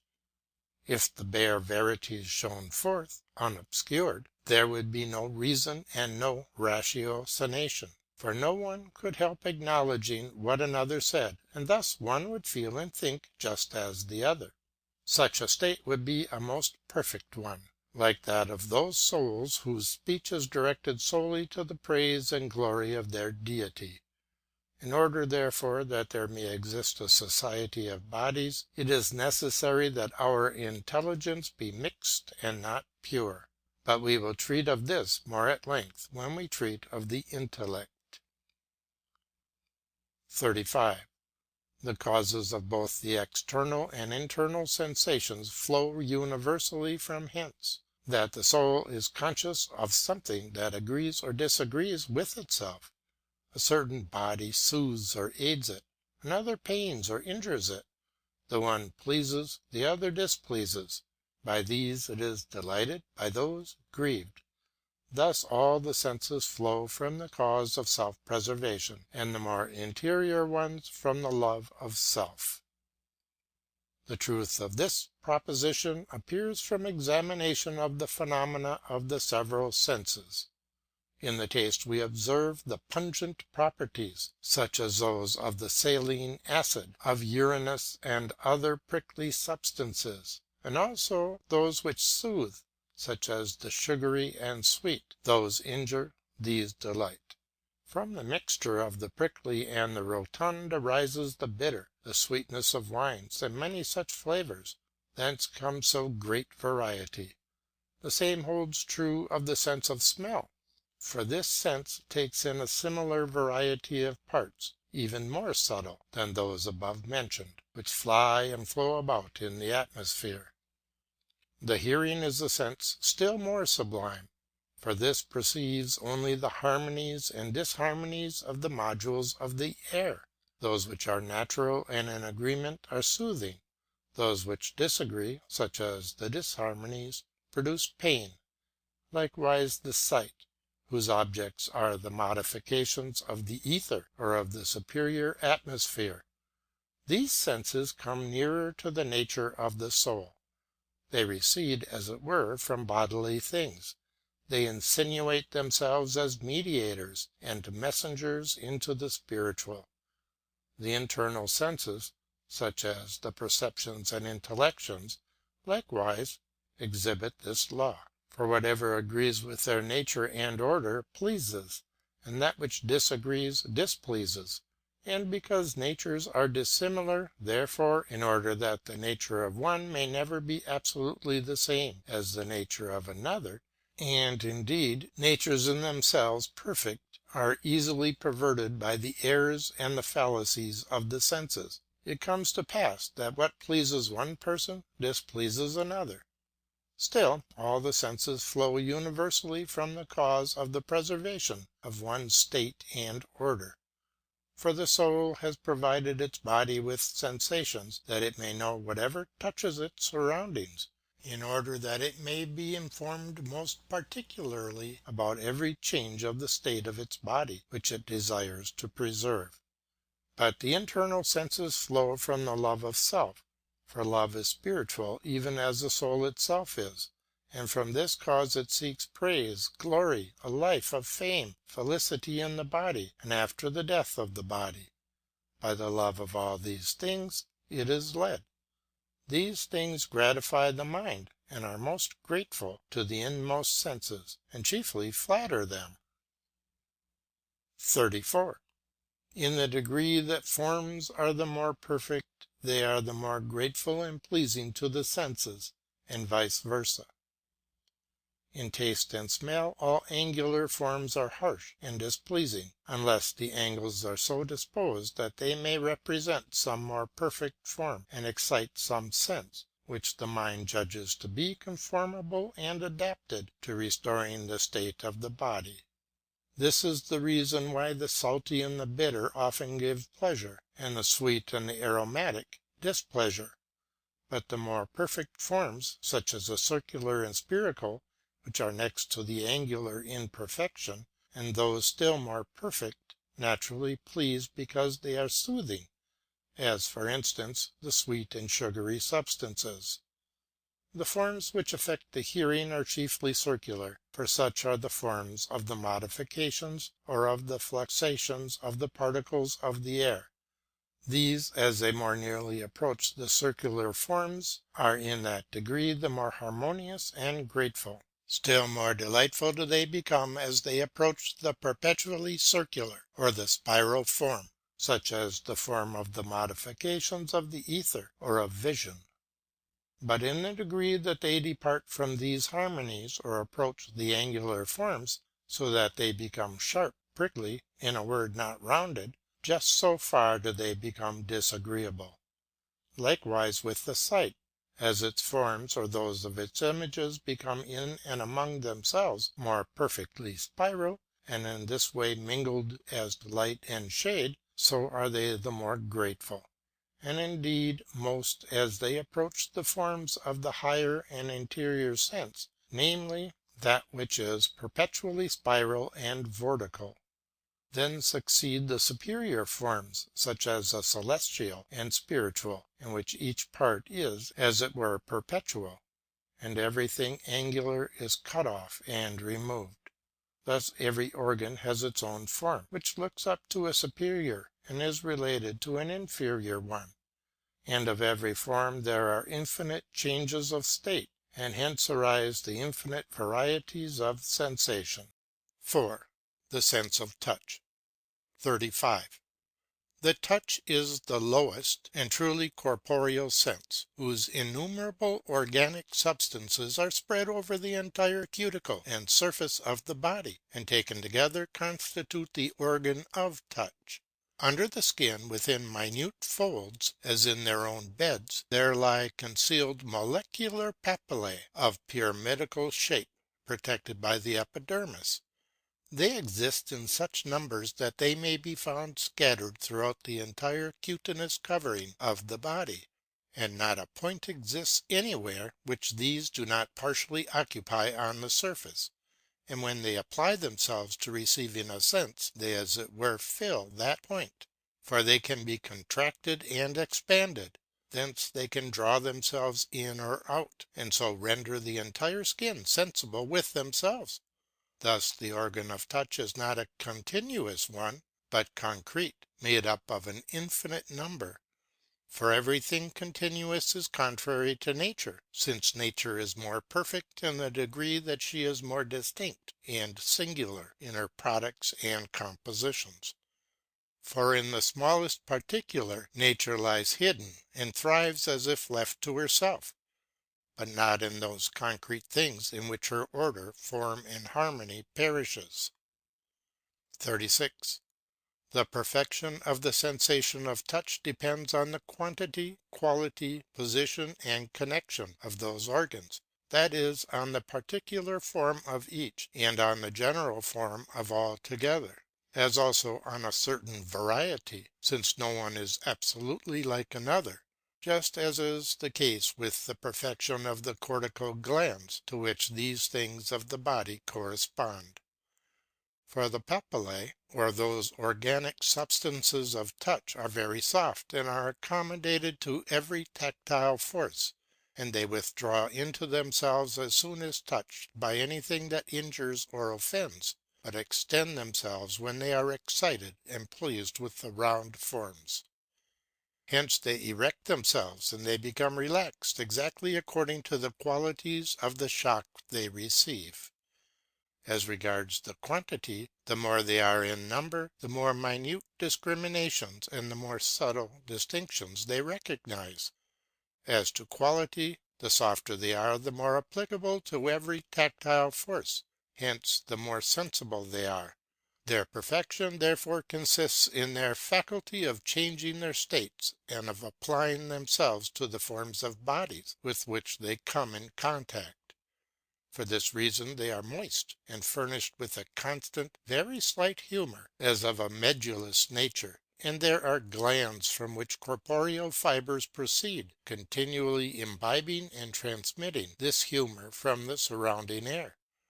As to their situation and connection, or their particular and general form, so far as they are more perfect in themselves, so much the more powerful are they in producing or seizing the sense.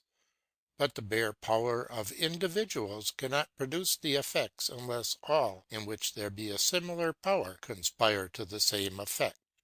And in order that they may conspire a positive and mutual connection in requisite, whence may proceed an order and regard for the whole, so that, for instance, one may regard the other as the companion of its own sense, so the entire form will concur with the particular form, or the form of each one.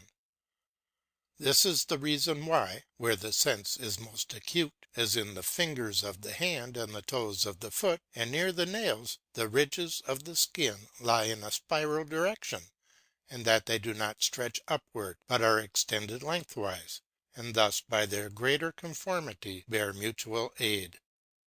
As to their variety, however, as for instance no one of them is precisely like another, this is evident from the difference in the sensations of touch, for the mind at once perceives these wherever the touch occurs. For the sensation is more dull, or it may seem more acute, in the hollow of the hand or of the foot or of the finger, than on the back, on the side than on the breast, on the neck than on the head. This variety, in order that the sense may be most perfect, will be an harmonious one, such indeed that the variety of the one may correspond to the variety of the other, or that a common harmony may result from the variety in particulars, like that of the cortical glands of which we have treated. 37. The organs of the sensation of touch correspond to their cortical glandules in the spinal medulla and the oblongata, as also to their cortical glandules in the covering of the brain. That the papilla, which are the organic substances of touch, correspond with the cortical glandules of the medulla spinalis and oblongata, as with those of the brain itself, appears very plainly from anatomy as inwardly examined. For the papilla are those extremities of the nerves or fibres complicated into such organic forms, since there are infinite fibres running to the skin and there branching out, as appears especially from the bodies of infants. And since each fibre derives its origin from a certain cortical glandule of its own in the medulla spinalis or oblongata, it necessarily follows that each papilla refers to its own gland as to its proper parent.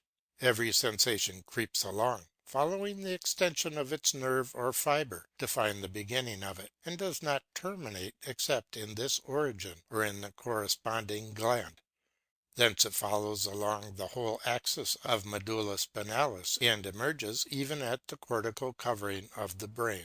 For the sense, as was shown above, is diffused not to one gland alone, but from one into all the glands.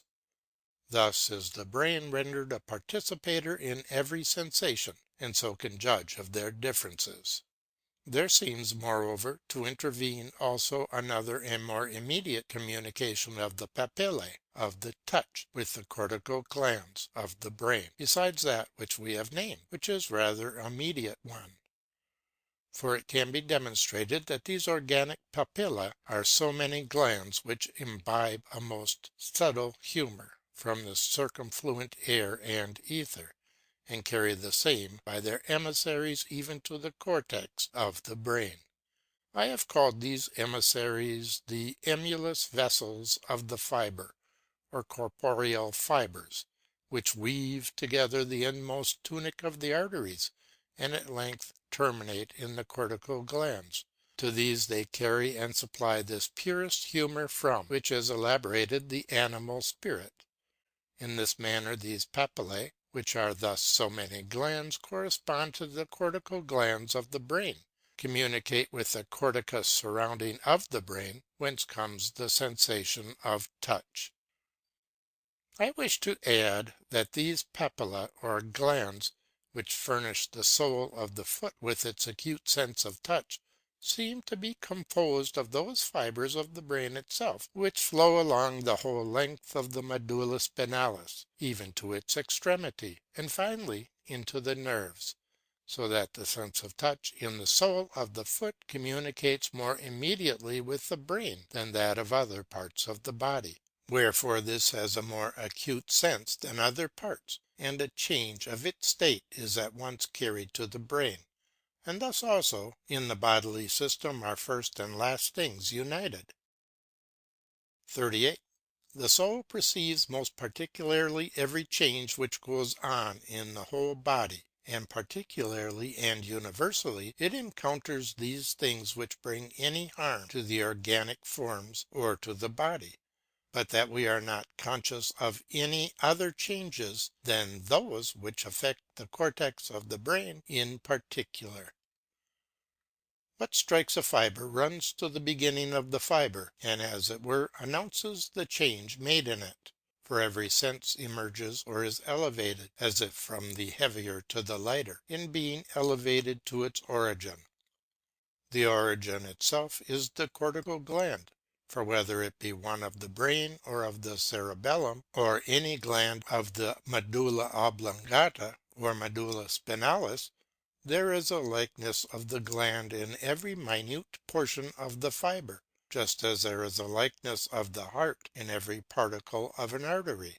So is there a gland present, serving as a beginning in every least part of its fibre, wherefore each part is rendered conscious of a change. There is nothing organic in the whole body which is not constructed from fibre and vessel. The fibre itself is the producer and the formative substance of the vessel, whence it follows that nothing changeable can exist in the whole bodily system as formed of fibres, only of which the cortical gland or its soul may not be rendered conscious. But the cortical glands perceive otherwise than do the medulla spinalis and medulla oblongata, and those in the cerebellum otherwise than those of the cerebrum. The former perceive in a general and obscure manner, but these particularly and distinctly. Thence arises a sense which does not reach the consciousness of our intellectual mind. The cortex of the brain must be reached particularly if it is to perceive differences. From this follows that unless the brain be affected in particular, we cannot be rendered conscious of changes. The sense of touch affects the cortex of the brain, both mediately and immediately, as already indicated; likewise the sense of taste, of which presently. It is also evident from the mammillary process, which is affixed to the brain itself, that the sense of smell likewise affects it. The sight extends directly into the cerebrum by the optic nerve. Seeing therefore that the soul becomes conscious of all the changes of its body, and that sensation is passion, to which there is a correspondent action, it thence necessarily follows that the soul concurs with every change, for as it suffers so also it acts. Its natural force is such that the organism, the order, harmony, and form which it has constructed it also preserves and protects. For the organs subsist from the same source from which they exist, they even subsist in the same manner. For the soul remains in a perpetual state of formation, and what has been formed it regards as to be formed, and that which is to be formed as formed already. 5. The sense of taste. 39. The taste is a superior sense of touch, and discerns those figured parts or angular forms which are more simple, and which flow in a certain liquid. In the tongue are contained papilla almost similar to those above described among the pores of the skin, but there is observed a threefold difference. Under the skin of the tongue itself, and under a certain nervous membrane, they lie concealed, but they stretch forth and reach out when the appetite is excited and the mind desires to perceive the quality of meats and drinks. This is the reason why in the dead they are withdrawn and hidden. The outermost sheath is netted, pervious, and full of holes, in order that the parts which press and are rolled upon the tongue may be able at once with their points and corners to meet the membranes and little extended tongues of the papilla. This effect could not be produced unless the particulars which are to be discerned by the taste should be in solution and flow in some liquid. This is the reason why the tongue itself and the neighbouring glands, as those of the whole mouth, or of the jaws and palate, pour forth a kind of saliva, for the dry tongue possesses only a dull and feeble sense, very much such as that of the touch only. That the sense of taste is a superior sense of touch appears from this, that the touch cannot be far perfected, that it can perceive the effluvia floating in moist places and their little points, still less the order and arrangements of the angles among themselves and as mixed with the rounded surfaces. For there are degrees of the angular parts or forms, as of the more or less composite or simple. Those which are composite are of that inferior, posterior, and imperfect kind which the touch perceives, while the taste perceives those which are more simple, prior, superior, and more perfect. But in general it is to be observed that the three senses, touch, taste, and smell, do not take in anything more than the figures of the parts, or of the angular forms, that is, of the inert and heavy. They do not take in the forms themselves and their essential determinations, as do the sight and hearing. 40. The sense of taste is intermediate and truly corporeal. Its innumerable organic substances are dispersed throughout the entire tongue, and taken together constitute the organ of taste, as asserted and shown above concerning the touch, for papillae of diverse forms are scattered through the entire tongue and over its surface, but nevertheless when taken together these form but one organ and one sense. 41. The perfection of the sensation of taste depends upon the quantity, quality, situation, and mutual connection of those organs, that is, upon the particular form of each, and the general form of all, as also upon a certain variety, which must be called harmonious. Just as said above concerning the sense of touch, the same law belongs to both. For the objects of both are figured corpuscles, hard and inert, but those which affect the sense of taste are the simpler or less composite of the same kind, or of the angular bodies. As regards the variety of those organs, they are of a triple composition and nature. The more numerous, the softer, the more perfect are in the apex of the tongue, than those which are in the sides, then the more coarse and imperfect about the roof of the tongue. Thus there is a harmonious variety and difference of all. For the perfection of similar organs in the same tongue increases and decreases, so that there is nothing whose figures may not be detected by this sense. 42. The sense of taste, just as the sense of touch refers itself mediately and immediately to the cerebrum as its common sensory, immediately by the nerve of the fifth pair, which is the common nerve of the organ of the sense arising from the medulla of the cerebrum itself. We must distinguish whether the taste arises from the nerve of the ninth pair or from that of the fifth pair, for everywhere it approaches and enters the tongue together with the nerve of the par vagum. But because the tongue is not only muscular and filled with motor nerves, but also papillous and sensitive, and because the fibres of the said nerves are wonderfully folded together in the tongue, so that it is difficult to know the office of each, therefore we must explore the subject by the aid of other signs which may reveal the truth.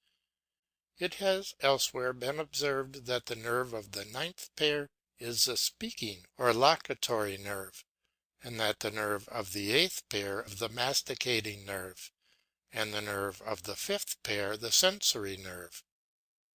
So far as regards further the nerve of the fifth pair, it is the common nerve emerging from the angular protuberance, in which are concentrated the fibres both of the cerebellum and of the cerebrum. This nerve is both soft and hard, according to the observations of Ridley, therefore both a sensor and motor nerve, as is the nerve of the seventh pair, or that of the hearing. Besides, it enters the several organs of the sense, the sight, hearing, smell, and taste. Thus it seems to serve the same use in the head, which is served by the intercostal nerve in the cerebrum, as that, in other words, unites in its own mode the several senses, so this unites the several actions or muscles. It may be demonstrated from anatomy that the universal nerve of the senses is one which arises immediately from the cerebrum, just as that the universal nerve of the natural motions of the body, or the intercostal nerve, as also the nervus vagus, arise from the cerebellum. Moreover, many phenomena prove the nerve of the ninth pair to be the speaking nerve, or that of the muscles by the aid of which the tongue speaks. Thus, so far as the nerve of the fifth pair is continued from the medulla of the cerebrum, or arises from its cortex, it follows that all the differences of touch in the tongue may be perceived in the cerebrum. It would be otherwise if there were no immediate communication with the cerebrum. 6. The sense of smell. 43. The sense of smell is a still higher sense of touch, and discerns those figured parts or external angular forms which are still more simple, and which float and are borne about in the aerial atmosphere. The organs of the sense of smell are scattered throughout the whole pituitary or mucous membrane, which lines not only the cavities of the nose, but at the same time covers the walls of many of the cellules. Besides the cavities of the nostrils, there are also the frontal sinuses, cut out between the tables of the frontal bone, as also the antra of Highmore in the upper jaw, then the cellules of the cuneiform bone, and besides there are caverns and spongy and labyrinthine spaces, which all communicate with the nostrils, and are covered with a common membrane and periosteum. Through this membrane, in the head and the widest spaces, there creep myriads of vessels, and glandular and round corpuscles are interwoven in great numbers. There are 6 cavities of the sinuses, and 4 cellules of the spongious bones, which communicate with each other, and are furnished and filled with similar organs or glands. This whole expanse derives its origin from the olfactory nerves. These nerves, called otherwise the mammillary processes, affixed to the anterior part of the brain, are attenuated around the ethmoidal crest, and are transmitted by certain perforated lamina, called the cibriform and cibrous plate. It accompanies these fibres outward also, even beyond the meninx, both the pia and the dura, together with certain arterial and venous vessels. From the description of the expansion and connection of this organ, it is evident that it possesses a sense still more subtle, or of parts more simple, than does the taste. For those things which float about in the air are lighter and more volatile than those which are in the water and liquids which affect the taste. For in order that the taste may distinguish the figuration of parts, it is necessary that the compounds be dissolved; but that the smell may perceive this, it is not necessary that they be dissolved, but the very effluvia, even from the bodies, whether of animals or vegetables, as also those exhaled from minerals, are perceived by this sense. Thence are taken up those particles which do not permanently adhere to bodies, but which spontaneously are separated from them, and fly about in the air. The effluvia of the animal kingdom are so copious, that by the sense of smell alone dogs know their master from other men, and can trace out and hunt for animals. Still more copious and sensible are the effluvia of the vegetable kingdom, as the odours from gardens and fields. In the mineral kingdom, while many objects are inodorous, there are yet many which in a liquid form excite this sense. Hence the smell appears to distinguish parts more simple than those detected by the taste. But nevertheless the forms here are angular, in themselves heavy, inert, hard, figured, truly corporeal and material. 44. The sense of touch, taste, and smell perceive only external forms, but not internal forms, as do the senses of hearing and of sight. The external form or figure of the parts The angularity, pointedness, plainness, roundness, is perceived by the organs of the touch, taste, and smell, but not their quality or internal forms, for only the parts along the surface affect the papilla, and because these are inert and hard, they cannot be explored by those organs as to their internal structure, which is the reason why we judge of them from the taste and odour only, and may not know whether they are wholesome or not. Thus arsenic and poisonous substances may deceive by their sugary sweetness. Their internal quality may be learned only from their effects, from which knowledge comes the chemical and medical art. But it is otherwise with the hearing and the sight. By these senses the internal forms themselves are apprehended, but not the external forms. For these are modifications and fluxions which affect the organ according to their essential determinations. Wherefore the law of the sense of hearing and sight is entirely different from that of the smell, taste, and touch. 45. The sense of smell affects the whole brain, every medullary substance of it immediately, and mediately the cortical substance. And the brain, whose form is harmonious, shuns whatever is contrary to harmony, and seeks what is conformable to it. The sense of smell insinuates itself immediately into the whole medullary substance of the brain, and by this diffuses itself. For as soon as the fibre of its sensory penetrates the cribris lamina, it is diffused into the mammillary process, which arises close to the corpora striata, and carries its roots here and there through the whole medulla. For these processes in the niduli cavi, when they are inflated, expand the medullary substance, and keep it swollen. The roots seem to be not so widely scattered in the human brains as in the brains of the irrational animals, lest, it may be, the odours should disturb the reasonings and judgments of the human mind by inducing so frequent changes in it. In so far as the smell is extended through the whole brain, it follows that everything which injures the harmony of its parts and substances the mind is averse to, and feels to be disagreeable and offensive, while other things are conformable. The most perfect form itself is that of the brain, namely the spiral. Into this flow its cortical substances, and nearest these the fibres which thence arise. Whatever therefore is inharmonious must disagree, whether it exists at once or successively. For that which is harmonious in itself does not tolerate the inharmonious, but perceives at once what it is which is repugnant to itself and to the order of its individual parts. Thus the smell appears to affect only the general form of the brain, but not the particular form of each glandule. 46. The brain or common sensory is not affected by the sense of smell, except when its fibres are in their diastole or expansion. The whole medullous brain, or a single fibre of it, is expanded whenever the lungs are expanded, that is, whenever the air is drawn in, for the motions of the brain and of the lungs are synchronous.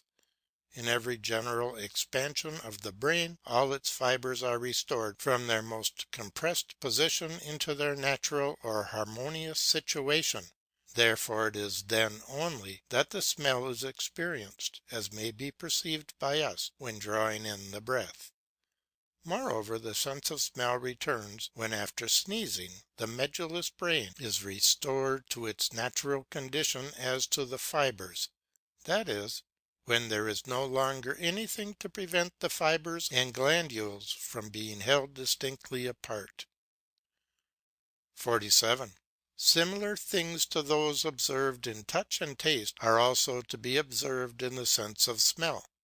For example, the organic substances of this sense are innumerable, and disposed throughout the entire pituitary membrane, and, taken together, they constitute the organ of smell. The perfection of the sensation of smell depends also upon the quantity, the quality, the situation, and mutual connection of these organs or glandules, that is, upon the particular form of each and the common form of all, as again upon a certain variety, which is to be called harmonic.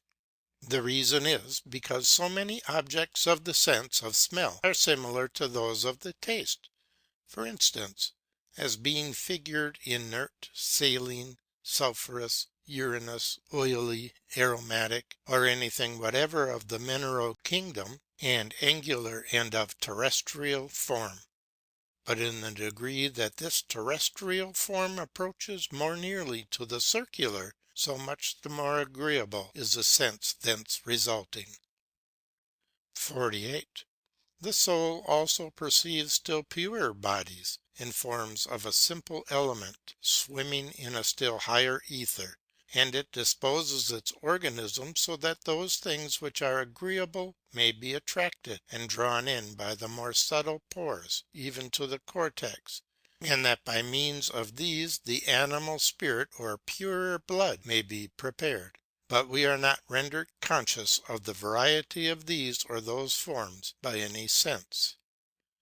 That the sense of smell may be wonderfully perfected and exalted appears from the animals, which by smell and sagacity trace and perceive the friendly effluvia of their master, and the unfriendly effluvia of other animals, indeed often at an immense distance. But we human creatures take in by smell only those forms which swim in the air, while the beasts we have mentioned take in those which float in the ether. There is an ocean of these forms, as appears from phosphorus and innumerable other phenomena, for the atmospheres are filled full of exhalations, so that nothing shall ever be wanting, but rather constantly at hand, in order that our blood, as well the red as the white blood, and animal spirit may be supplied with those things which should enter into its composition. Besides these are the least little pores, now opened, now closed, now hungrily seizing and imbibing the wave of these subtle forms, now rejecting and discharging them, or there are moments when our cuticle stands wide extended, and when it remains shut. Thence it is that various diseases both originate and are cured. This porous action is called instinct, nor does it belong to the consciousness of our minds, because these forms are so subtle as not to affect the papilla or organs. This the soul has reserved to itself, nor will it reveal this by any sense to the mind, which might wish, with its will taking the lead, to administer this economy, in which case the whole animal chemistry would easily be overthrown and destroyed. Accordingly, this sense should be the most acute and pure of all the senses of touch. 7. The sense of hearing. 49. The ear is the organ of hearing, exactly adapted to receiving the modifications of the air. We can be sufficiently instructed concerning the nature of the air's modifications from the formation of the ear, and also concerning the formation of the ear from the nature of the air's modifications. For the modified air is the principle and the ear is the instrumental cause, and so formed, one for the other, that there is not the least of the one which is not inscribed in the other. But a sagacious ingenuity, and one well furnished with knowledge, is necessary in exploring the nature of one by means of the other. For the auricle itself, or external ear, with its pinna or lobe, its helix and antihelix, tragus and antitragus, scapha, concha, ligaments, cartilages, follicles or glandules, and muscles, is extended and spirally intorted at the first impulse of sound or modulation, so that not the least ray shall escape, but must be carried most aptly into the auditory passage. This passage itself, with its winding progress, its bony and cartilaginous substance, its tunic, ceruminous glandules, reticular body and hairs, is most perfectly adapted to induce the approaching and concentrated sound into the membrane of the tympanum, and at the same time to control it lest any damage should occur to this membrane. But the membrane of the tympanum is concave, of elliptical figure, placed obliquely, and composed of three membranes, the exterior one being continued to the auditory passage, the interior into the vestibule. Even when perforated, it adapts the sound received exactly to itself, and either widens itself and its own cavity or else relaxes. In the cavity itself of the tympanum are seen the ossicula, as the malleus and incus and stapes, with their handles, connections, hinges, muscles, and cords. These clearly indicate that the least touches or forces from the outermost membrane are propagated to a certain interior one, called the fenestra, so that there are as many delicate pulsations as there are distinct sounds.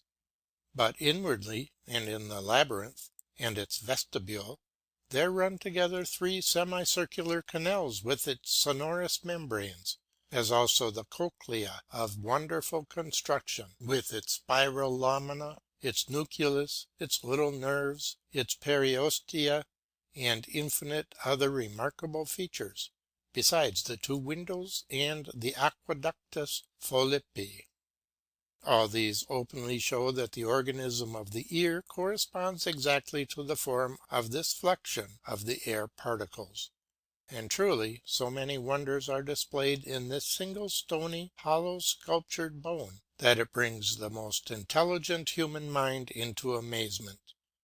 The artificially constructed acoustic instruments are more perfect in the degree that they approach more nearly to what is exhibited in this natural knowledge. 50. To each mode or ray of sound there belongs its own force, and the difference of forces produces differences of sound for receiving and transmitting, which in the most distinct manner the ear is formed. Therefore the hearing is also in a manner a sense of touch. From innumerable indications, as also from the organic apparatus of the hearing or of the ear, it is plain that the modifications of the air acts by forces, or that there are as many forces, or most delicate blows and touches, as there are sounds. In the ear this is evident from its membranes and fenestrae, from the malleus attached to the membrane, and from its fold and pit in which it hides itself, as also from the incus and the stapes, and their articulations, which indicate plainly that there are as many differences of sound as there are pulsations. The same truth is also confirmed by innumerable other phenomena of sound, as that a sound increased puts forth such a force against things in its way that it violently displaces them and will break glass. I have heard that from the mere crash and sudden sound of exploding powder in a ship which was rent in pieces and burned, as also from the same in a tower or magazine, the roofs of houses have been lifted, tables overturned, windows broken, and bodies displaced by a very strong impelling force, besides many other results which plainly show that in sounds there resides a force greater or less according to the degree of its intensity, and that therefore the difference of forces produces differences of sound. Besides these, there exist innumerable other phenomena which prove the impulsive force of sounds. 51.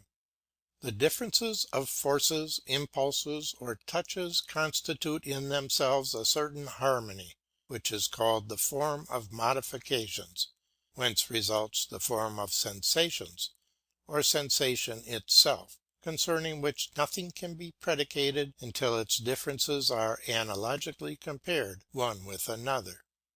This appears in musical harmonies, which may be compared with numbers, and the ratios and the analogies thence resulting. For a sound cannot be said to have a quality without some other sound as a companion or spouse, but it becomes a something by this relation to and comparison with another. The very rays or modes of sound which differ in their force at once make harmony or disharmony in combination with others. Thus they acquire a certain quality because they are such relatively. Hence arises musical harmony. And this is the reason why variety is an attribute of nature, and why the perfection of nature lies in being harmonious. 52. From sounds and their differences combined arises harmony or disharmony, which is the form itself of the modifications, and which is presented either agreeably or disagreeably in the organ of hearing. 53. Harmony and disharmony are something that refers to the organism of the ear itself and its communication with the brain, and the harmonious variety that exists in the sensible parts of the brain, as also something that respects the form of the cortical gland, or the quality of the animus, and especially the quality of the mind.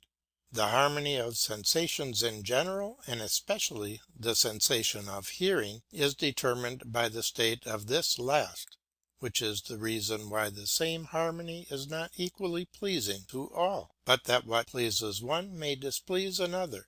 Nevertheless, there is a harmony more or less perfect naturally. But the states above named are a reason why harmonies most perfect, or truly natural, may yet be perceived as inharmonious. 54. The sense of hearing is more excellent and perfect than the other senses, namely the touch, taste, and smell, in this respect, that the hearing perceives the very forms or essential determinations of objects, but the touch, taste, and smell only the external forms or figures, and indeed those of the harder parts, so that the hearing is able to penetrate into the inmost essence of a composed sound or harmony, but not the inferior senses, which can take in the external, but not the internal quality. 55. The hearing is indeed an external and corporeal sense, but it contributes especially to the human intellect. For every word which is a composed and variously articulated sound signifies some one idea of the mind. But the ideas are connected in such a manner that thence some rational form results, which could not result except from material forms composed and connected together after a rational and analytical manner. Also, the more intellectual the ideas, the more the ideas ought to be analytically composed, from whose ultimate results and products the mind makes its inductions and conclusions as to what lies hidden within them. In this way alone do we approach the pure intelligence of the soul, which at length receives only the inmost sense of the words, and indeed at last a sense so inmostly hidden that it cannot be expressed by any word or circumlocution except most obscurely. Then the spiritual or angelic speech or the universal philosophy takes it up, and the perception alone of these truths in their mutual relations is a harmony most perfect and divine. Such is the proper speech of the soul. 56. The hearing viewed in itself is an inferior sense of sight, for the forms which are represented by articulate sounds or words pass over into those images which belong to the sight itself, so that we contemplate things heard as if they were things seen, before they are changed into rational or intellectual ideas.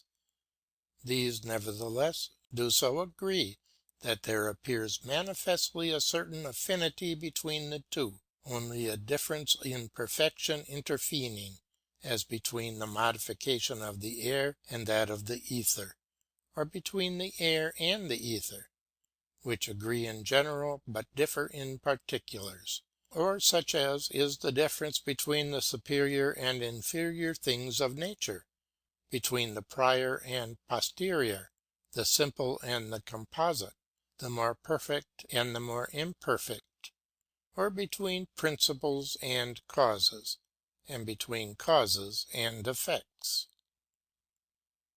57. The hearing and its form of words does not pass over into a certain superior sight by mode of analogy, or the form of the hearing does not naturally excite a similar form or harmony of sight, that is, an image or idea. But the mind being instructed in the meaning of the words concurs, and thus from use and at the same time from its own intelligence it understands the words themselves and the forms connected in speech, or from these it draws forth some rational meaning. Thus the sound by no means excites anything rational in the mind, but the forms themselves of the words, which are so many ideas of the mind, give the intellect the means whereby it may draw thence from the sound something rational. That the sounds themselves are unable to produce anything intellectual in the mind appears from the vowels, which in sound are almost entirely different in one language from what they are in another. 58. Meanwhile animals, not being furnished with intellect or with a rational mind, are entirely unable to produce any rational speech. For as is the soul, such is the mind, and such the speech. Speech therefore clearly indicates that we enjoy a superior kind of soul, more intelligent and more perfect than that of brutes. 59. The speech of brutes is wholly corporeal and material, in general signifying the affections of their mind, which retains a great affinity with their interior sense. Such speech, which is to be called natural and general, is also interspersed in our own. Indeed, we possess many words which are by mere variation and nature of the sound signify and express in a sufficiently natural manner a certain affection itself of the animus. 60. The ear, which is the organ receptive of sound, applies itself most particularly to its reception, and without this application the mutual discriminations of sound could not be felt and perceived. Thence the ear undergoes and induces upon itself as many mutations of state as there are differences of sound, as appears from the applications of the malleus, incus, and stapes. Therefore each organ must have a separate force, and one acting of itself, just as it is also passive and inflated, as in all the other organs. 61. To every sensory organ there must be supplied motory and sensory fibres, and sensation could not take place if either the one or the other were wanting, and unless there were some action which corresponded to passion or sensation. The action of the organ arises from use and from its nature, and indeed from an unconscious intellect. Thence the motory fibres of the organ seem to be moved from the cerebellum, but the sensory fibre from the cerebrum. Thus the cerebellum and the cerebrum seem to reign in every sensory organ. 62. Every sound induces a marked change of state upon the brain, and moves every particle of its medullary and of its cortical substance, as well as of both the meninges. Yea, sound sets into a kind of trembling the cranium itself, its parts and fibres, and those of the whole body, and so the whole bodily system is rendered receptive to the forces of sound. 63. A sound vibrates and causes to tremble each by itself the parts of the cerebrum, the cerebellum, and either medulla. But the cortex itself of these parts is caused to vibrate only in a general manner, since sound in its harmony may not be able to carry the change of state to the cortex itself in a particular manner. But the cortex from the general change of the state of its cerebrum may take notice, and indeed from experience learn to detect what such mutation signifies. 64. The hearing and speech, in finding their way through the brain and all its parts and moving these, flow according to the form of its substances. This is the reason why the brain perceives the harmony of sounds, This is recognized as being similar to its own general form, or the sight and connection, order and form of its parts. 65. The hearing in a wonderful manner clarifies, purges, and restores to order the brain, cerebellum, and the body itself and its viscera. Yea, many things which otherwise would harden and collapse are thus restored. And in its own way it draws forth the animal spirit, that it may enter into marriage union with the blood, even from the brain itself through its sinuses into the jugular veins, and from the jugular veins into the heart. Hence it contributes something to the animal life. For speech and its sound is a kind of trembling, which pervades both liquids and solids. This is the reason why the ear is formed in the petrous bone, and that its nerve passes over that part of the skull where the sinuses come together, and that the animal spirit itself passes through the pores of the skull. 66. Differences of sound can neither exist nor be distinguished unless there be a certain common sound, not discriminated or articulated, in which and under which the particulars can be discerned. Not otherwise than is the case with the sight, which also cannot exist without a common light, in respect to which all those things are discerned which are more or less luminous. Such a sound is furnished by means of the whole skull, which is the reason why the ear is inserted in the stony and most porous bone. It is also on this account that musical instruments are the most distinct, perfect, and sonorous in the degree that their strings are attached to a board and table of a more tremulous substance, for this furnishes of itself a common sound. But this common sound, like the light itself, is not perceived in the sound of the particulars. 67.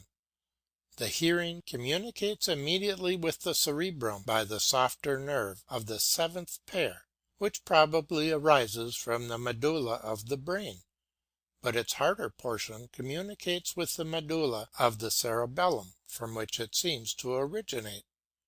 Hence it follows that the ear is adapted to receiving sound by the harder nerve, but for catching the meaning by the softer nerve, each being distributed throughout the sensitive membranes, cylinders, and spirals of its vestibule. 8. The sense of sight. 68. The organ of sight is the eye, set in its own orbit, globular in figure, in colour black, brown, grey, bluish-grey, or blue. Not to mention the eyelashes and lids, the eye itself is provided with 6 muscles of motion, the names of which are the atolens and the deprimens, the abductor, the adductor, the superior and the inferior oblique. The tunics, the humors, and vessels constitute the bulb itself. The tunics are many. The albuginea, which is also called the adnata and conjunctiva, adheres to the front part and joins the eye to the orbit. Next is the cornea, which is pellucid and divided into layers. The third is the sclerotic, hard and opaque. The fourth is the choroid, black in man, and consisting of a double layer.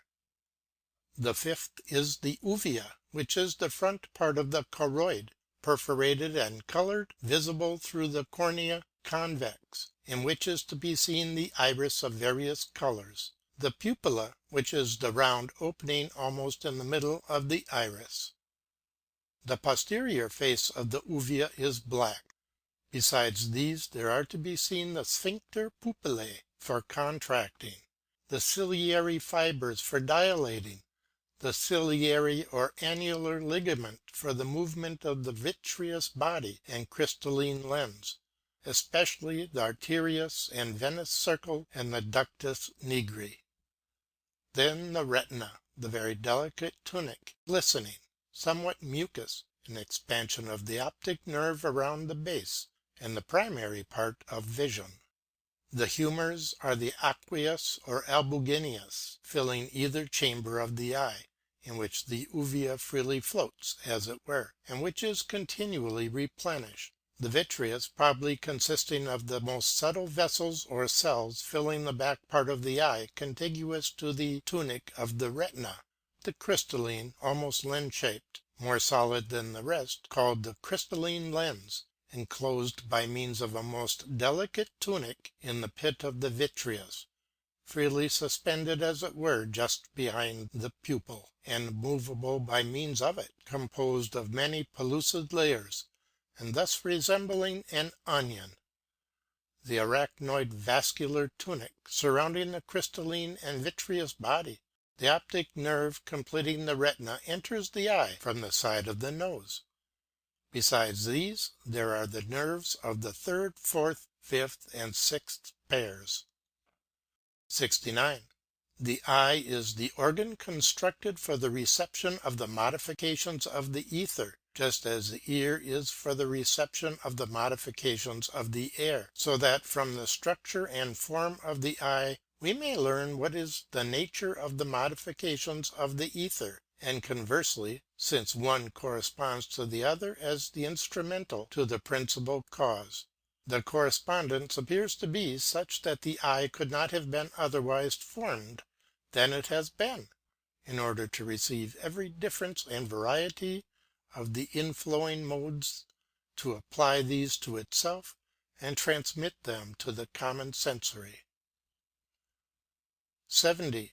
The soul desired to furnish her body with sight, in order that by this means she might take in every variety of the visible world placed beneath her and the sphere of her regard. Without this sense, these would not come into her knowledge. Thus only could she provide for the body and guard against threatening danger, these being the universal end of all sensations. Moreover, she would perfect the intellect or the rational mind by a posterior way, or through the senses, especially that of sight. Besides these ends, there are many special and particular ones. 71. But the sense of sight, although it is supreme and the most perfect of all external sensations, still is so feeble that it can contemplate only the ultimate effects of nature, or their external forms and figures, and infinite things still lie hidden from her and escape her view, while only a very few are revealed, and indeed these very obscurely and indistinctly, and as if of a continuous degree. This is the reason why interior things and the causes of bodies and of objects are to be investigated by the experience of many centuries, and indeed with the aid of those sciences by which the intellect is rendered acute in its more interior penetrations. 72. By means of the optic art, or of microscopes, we have detected how infinite are the things which escape our ocular vision, since even the smallest insects, whose shadow we can hardly perceive at all, or but as the merest point, still appear to be provided with their nerves, vessels, blood, heart, brain, medulla, muscles, organs of the senses, of nutrition and generation, and that the globule of red blood, hitherto hardly visible, contains the infinite parts, and so with many examples. From these we may conclude that even these parts which are the ultimate objects of microscopic vision also embrace in themselves innumerable smaller parts, even a whole system, so that nature in the least parts still lies hidden far beyond our optical experience. But we are gifted with a certain internal vision, or imagination, which penetrates still farther into the forms of things presented, while the inmost sight of all penetrates even farther, so also in regard to distances. While our hearing extends to a moderate distance, our ocular vision extends respectively to one that is immense, as even to the sun and the stars, and the rational mind, by its vision, reaches even beyond the stars. While the soul, which is intelligence itself and pure vision, is not limited in its cognition by anything narrower than the created universe. For if such a difference exists between the perfection of hearing and that of sight, what must it not be between the sight and the intuitions of the soul when left to itself? 73. We may conclude that the sight of the smallest animalcule is much more acute and penetrating than that of the large animals, so that they can discern parts which we can hardly distinguish, even by means of the microscope.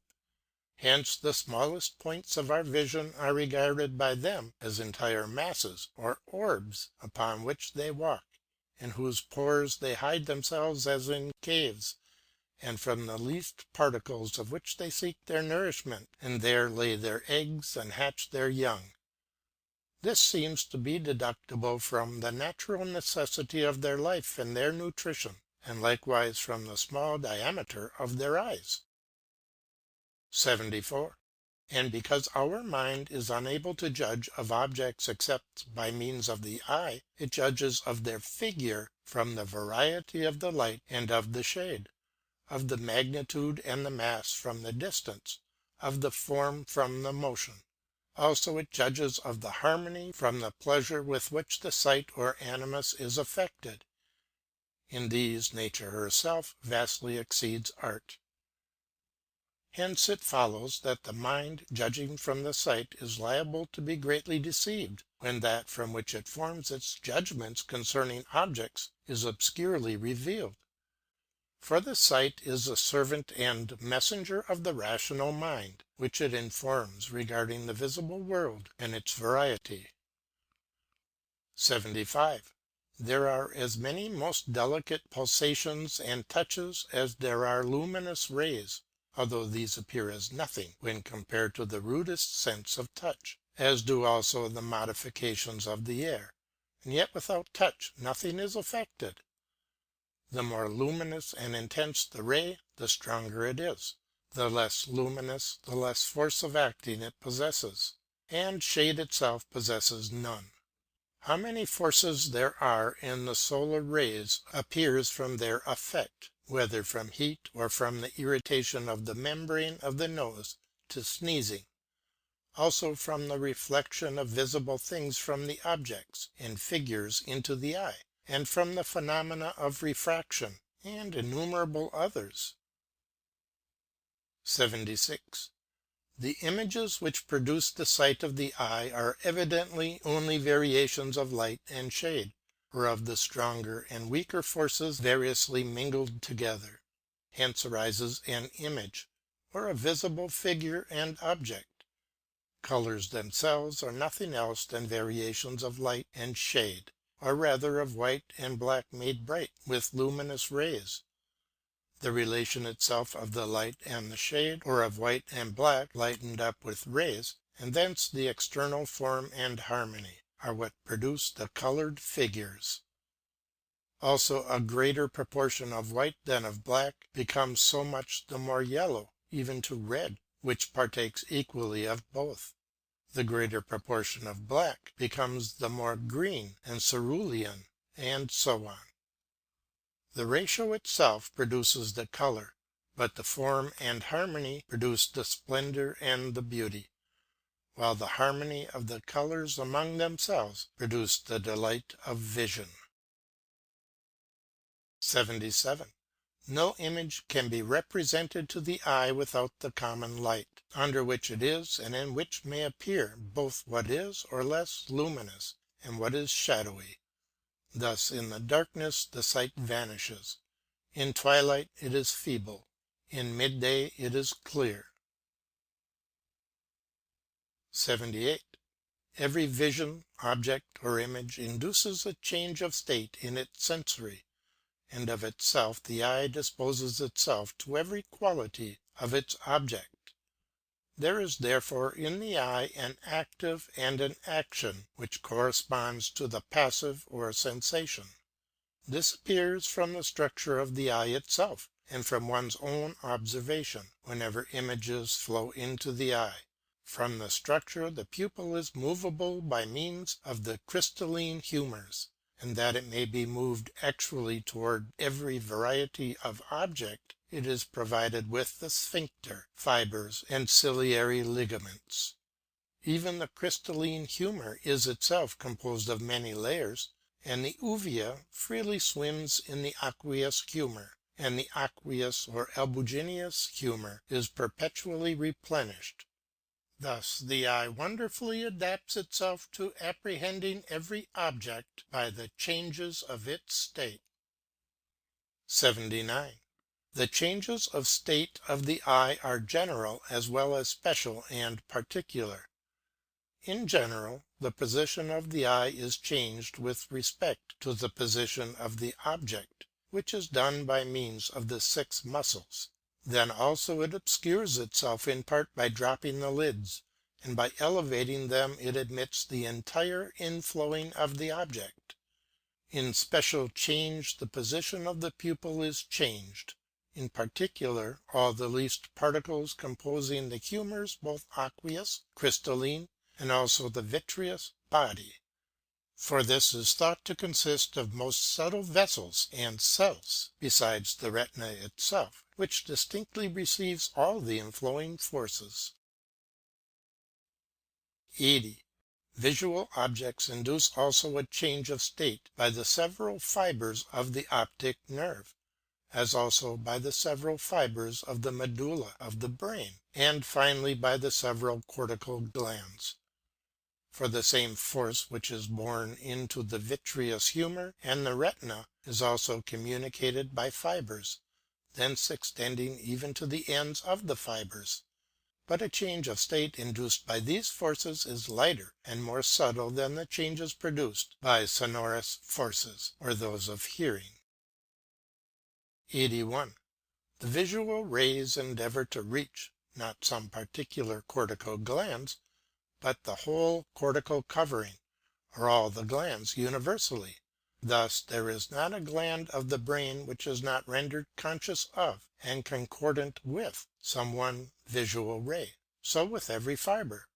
For the optic nerve, after its meeting with its companion in the greater ventricles of the brain, expands into 2 swellings, which are called the thalami of the optic nerves, or the posteriori crura of the medulla oblongata.